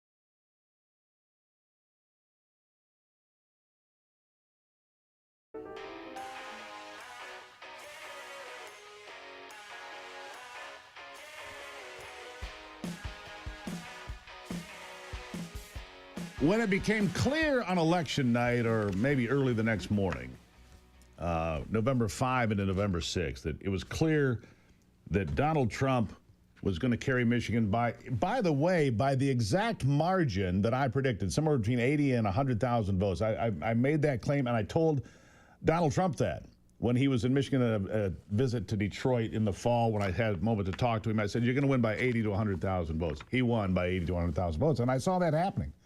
And I thought my next guest was certainly in as the United States Senator. As it turns out, he was about 1/3 of 1 point short of winning the seat that Debbie Stabenow had left. But he's back in the race today. Mike Rogers, former House Intelligence Committee chair, FBI officer, and a guy that I've known, I think we just talked about, for about 25 years. Mike, welcome back to the program.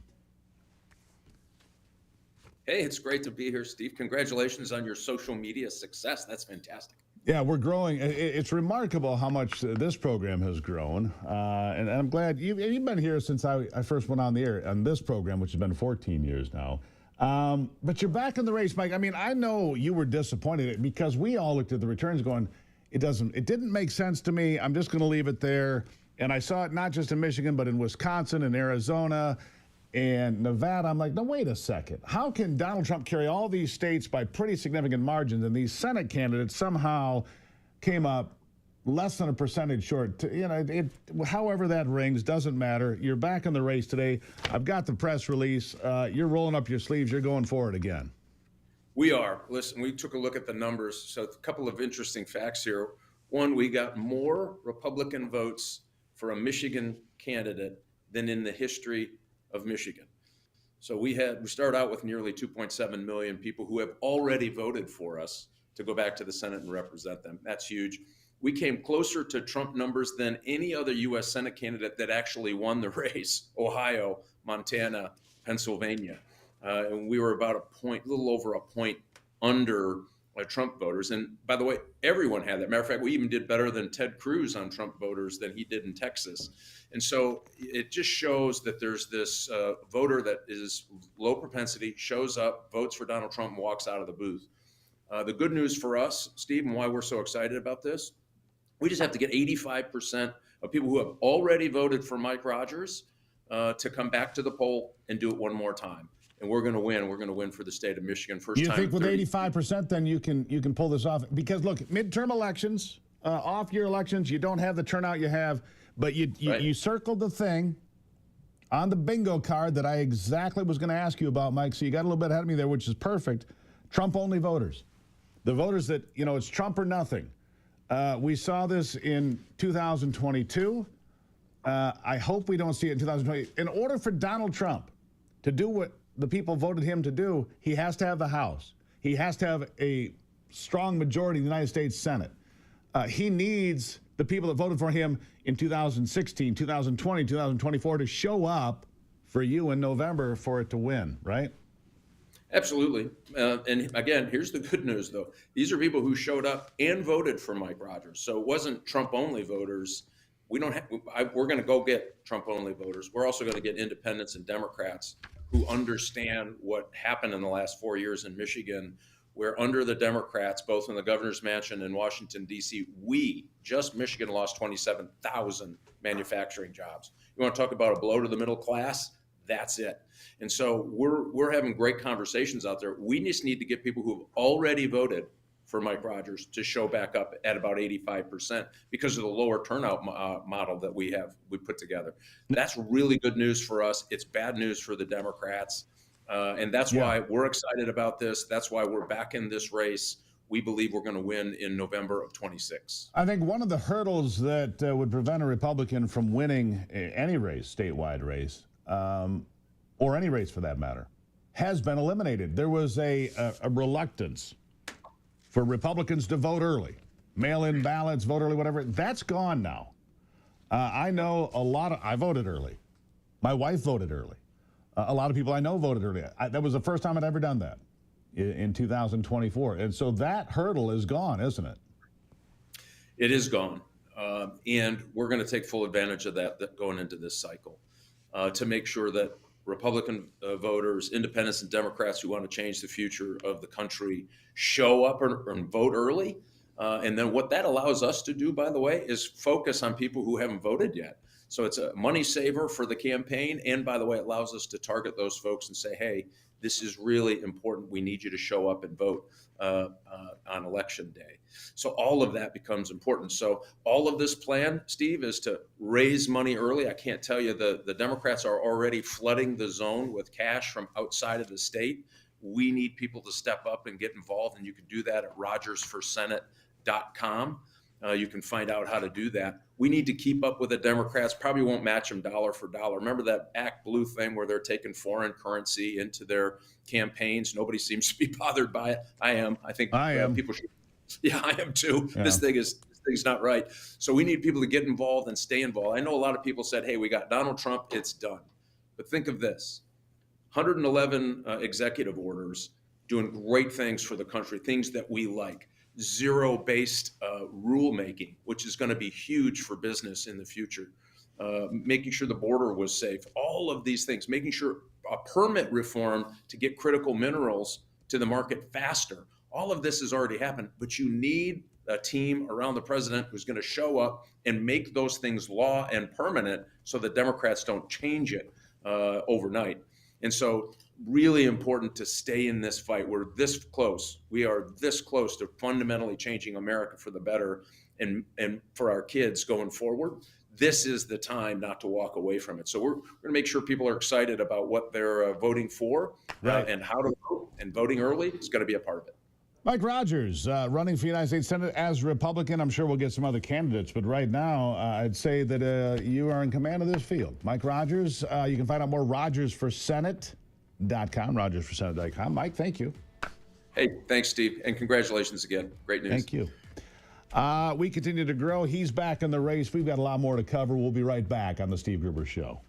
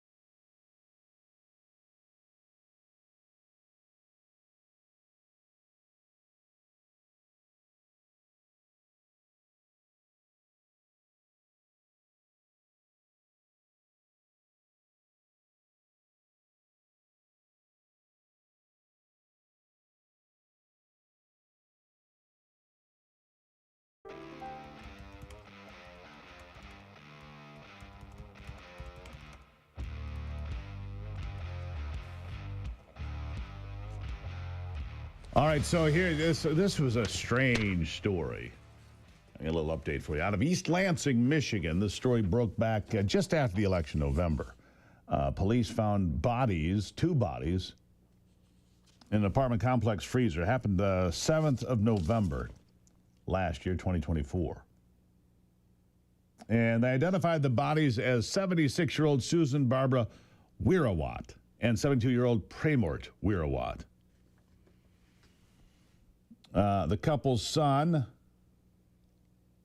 37-year-old Jason Wirawat, was the suspect as to what had happened here. He committed suicide July 2024. So he committed suicide months before they found these bodies. But the East Lansing Police Department is asking anyone who had contact with Susan or Premort Wirawat over the last decade, over the last 10 years, contact the East Lansing Police Department. Detective Jason Cotton is the guy running that investigation. Are they telling me here that these folks had not been seen in public for a decade and they just vanished into the background and nobody knew it and they were stuck in a freezer? I mean, various scientific techniques were used to identify the bodies. They weren't fresh. is what I'm getting at here.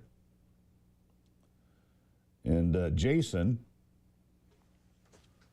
apparently, I'm going to fill in the blanks here. Maybe he was involved with his parents being in the freezer. Strange stories of the macabre. Just for you, no additional charge. Still to come, Brad Wilcox, professor of sociology, director of National Marriage Project, University of Virginia, coming up. Get married. Get married, he says. Defy the elites. And then, of course, later to put a bow on everything, Ivy will be here. Lots to talk about. What was this Gretchen Whitmer thing, hiding behind the when she was in the Oval Office? Like hiding her, strangest damn thing I've seen. Like a 2-year-old playing peekaboo. Anyhow, all good. Stay with us. I'll be right back.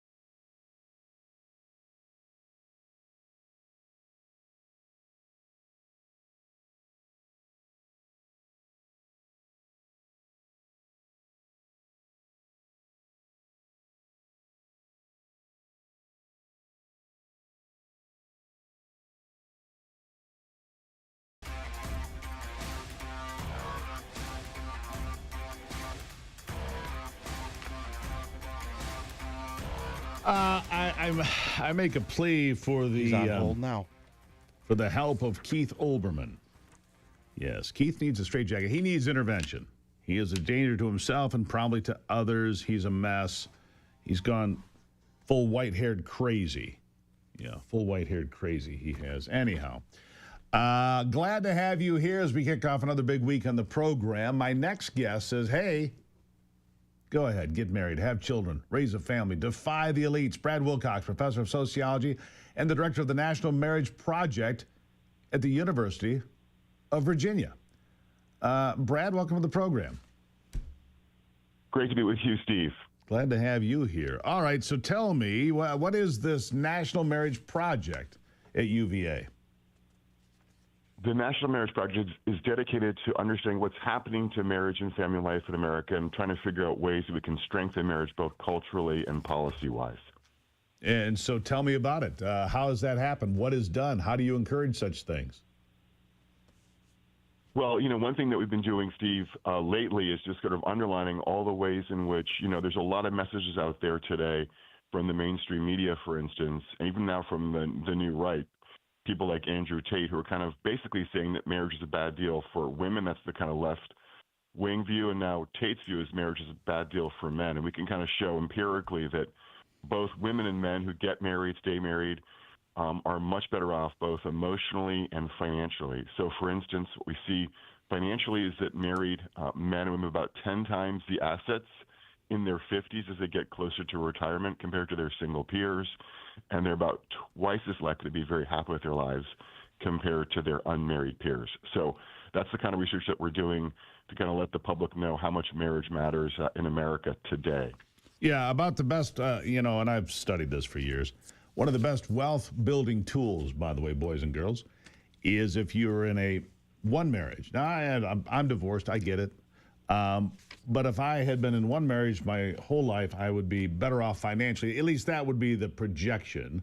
I don't know if that's true because my wife now is a builder, and she does more in a single day than most people do in a month. But for most people, a marriage, being married one time, is a wealth builder, isn't it? Yeah, that's correct, because, the alternative, right, is that especially if you have kids, you've got often, the father will be kind of a non-residential father paying child support, and the mom will be a single mom kind of raising the kids on her own, and that's just a much less efficient way to, obviously try to manage a household. And by contrast, people who get and stay married are not having to pay the costs of family instability, and they're more likely to be able to accumulate, major common assets like a home together. Right. So what happened to marriage? Why did marriage become, so out of vogue? Just the thing that people didn't do. And divorce became, if you don't like the flavor, change the flavor. And that became the thing. Really kind of kicked off in the 60s and 70s. But now there seems to be a reversal of that, at least in my estimation, Brad, because what this world needs is more good parents. This world needs more good dads. This world needs more strong marriages. And I'm talking about nuclear marriages, not some alternative, not, something made up at a sociology expo, but nuclear family, real marriage. We need more of it, don't we? Yeah, Steve, I think that's true. And I think that the issue is that back in the 60s and 70s, there were kind of a couple of things happening. One is what I call kind of the me decade was taking off, a lot of kind of focus on my individual desires in the moment, not an appreciation for one's obligations to your spouse and kids. We became a more secular society at that point in time as well, and then the government was kind of taking over the role of the husband and father financially for too many families.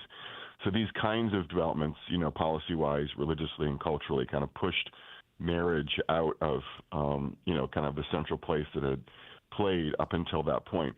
But per your point, we are seeing actually a revival of marriage, at least when it comes to raising kids. So we're seeing actually a growing share of kids today, Steve, being raised by their own married parents, I think in part because people are recognizing that there's just no substitute, if you can do it, when it comes to raising your kids, than having, the married mom and dad there, right on scene. So do you think that, and here's something else that I see, Brad, you might see this, trad wives, traditional wives, getting huge traction on social media. Traditional wives staying home, raising children, looking after their husband, letting their husband being the breadwinner. There is a return, and they're heroes on one side, and they're mocked on the other, of course.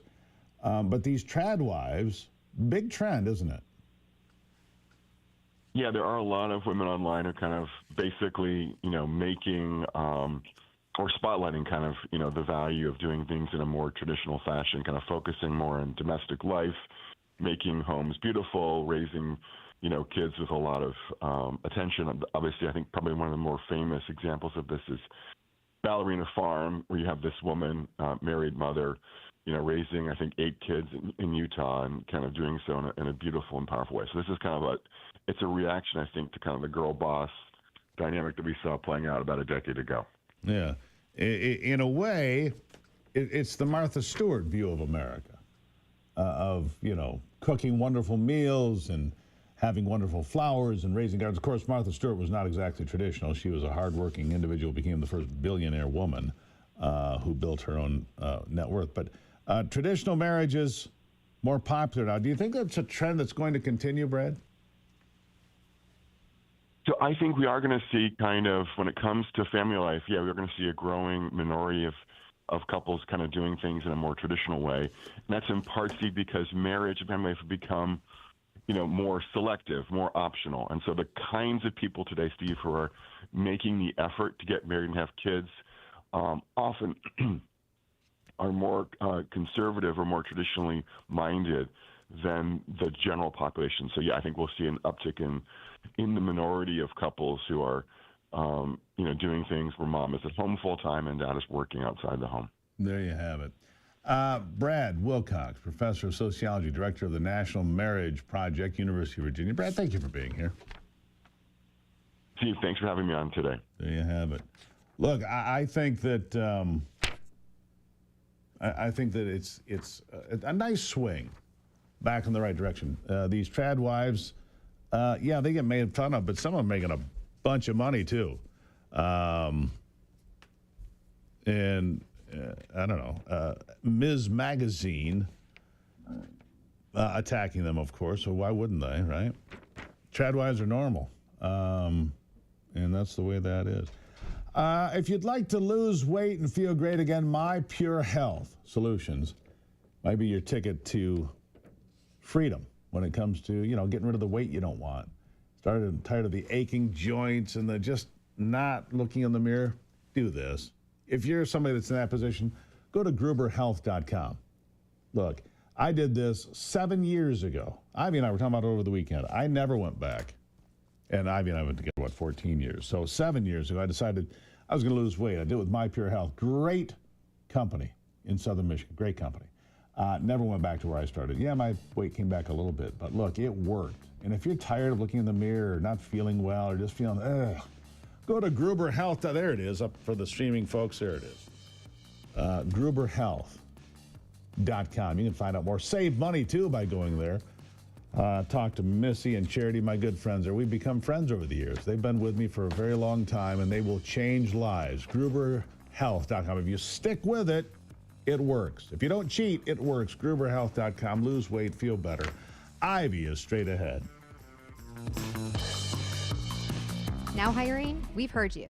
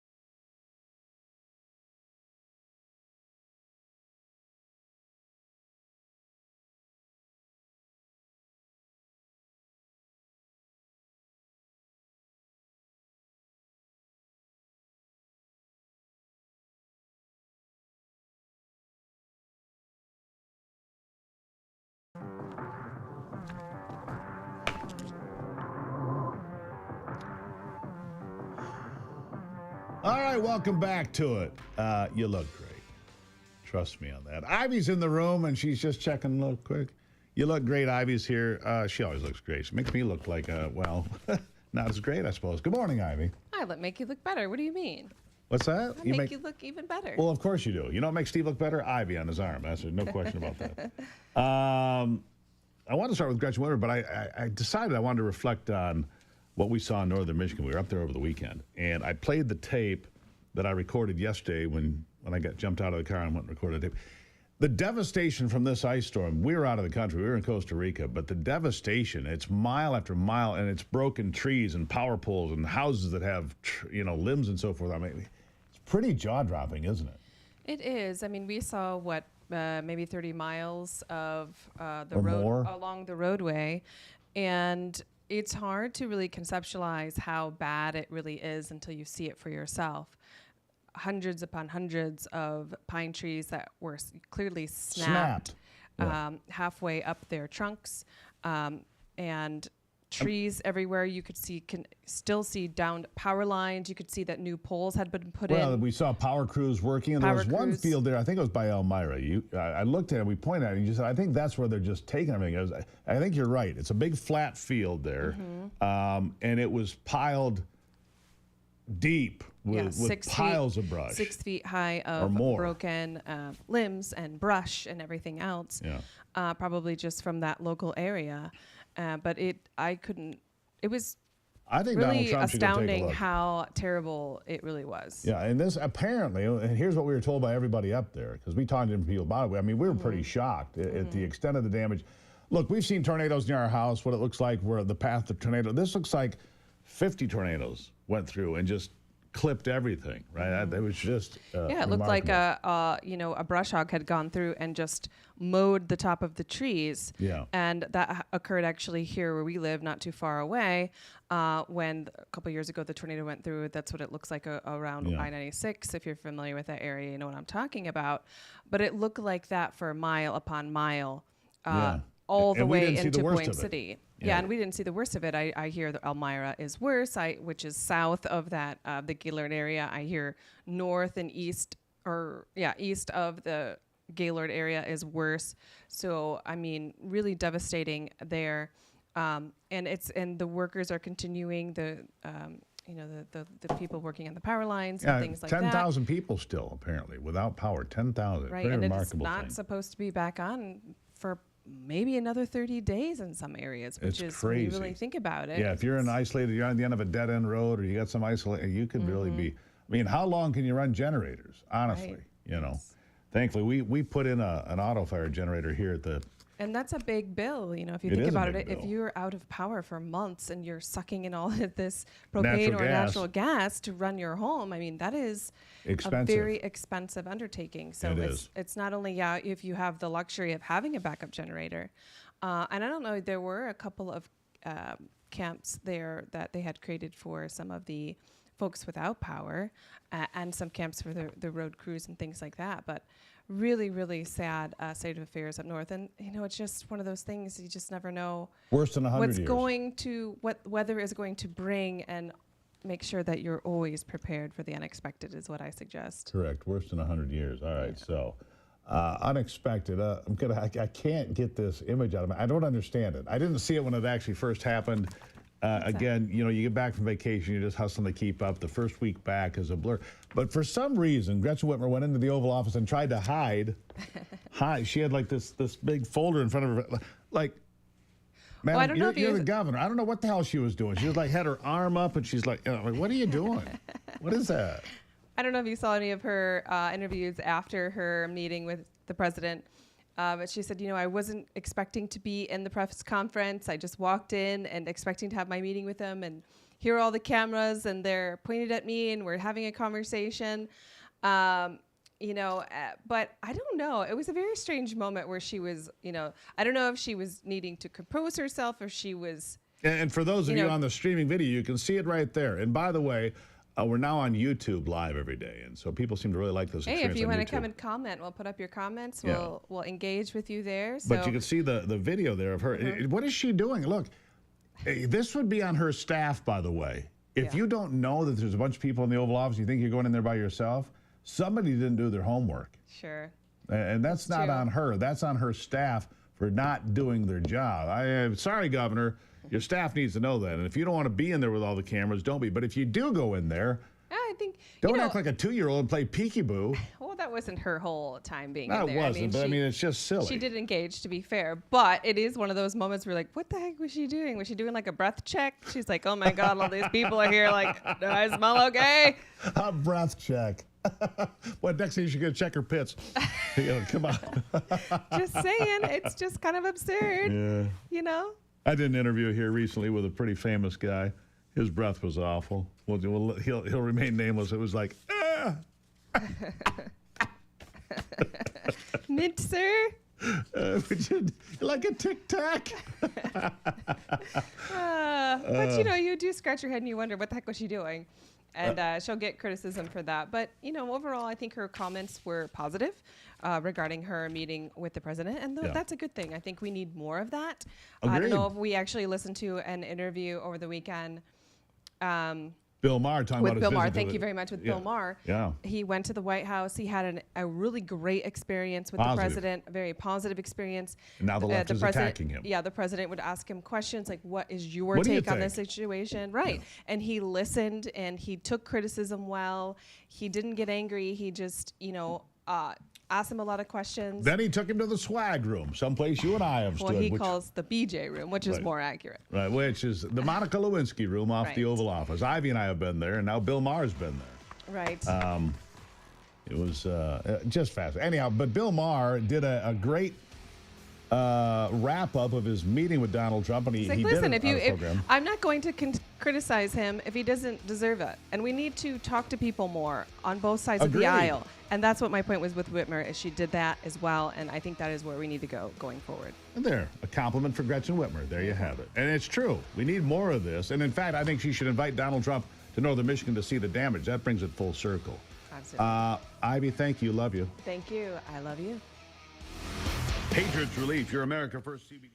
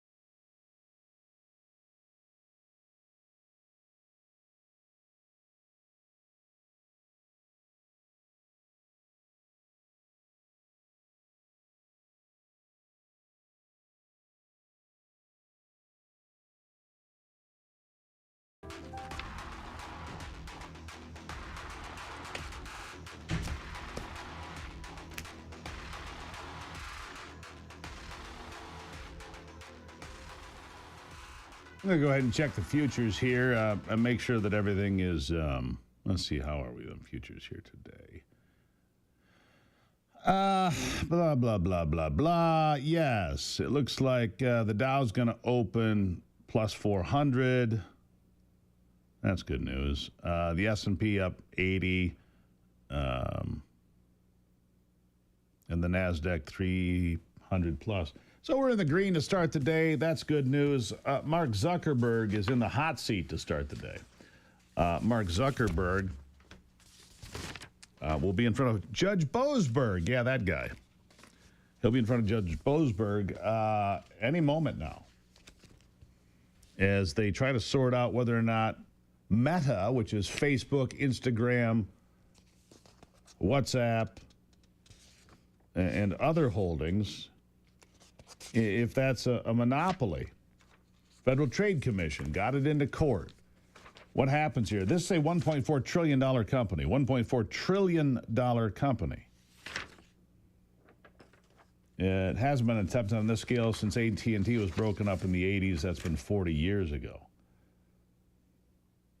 The lead of the FTC said earlier this month that lawyers are raring to go against Meta, but concerns are growing that the president could weigh in on the social media giant's behalf. Zuckerberg met with Trump in the Oval Office earlier this month, reportedly asked for a settlement in the antitrust case ahead of trial. Well, we don't have it today. And here we are on the morning of the trial. No stops yet. Boasberg had thrown out the FTC's original case, allowing it to move forward only after the agency refined its arguments. Meta also failed for a summary judgment April of 2024 and setting a trial date and rejecting a filing in November as well before setting the date today, April 14, 2025. By the way, tomorrow's tax day. Just as a reminder, if you haven't done your taxes, I'm sorry. It's got to be done. If you don't do it, the penalties and interest are more painful, all right? Fight the good fight and keep the faith, my friends. God bless America. I'm Steve Gruber. This is The Steve Gruber Show. And remember, only you can save America.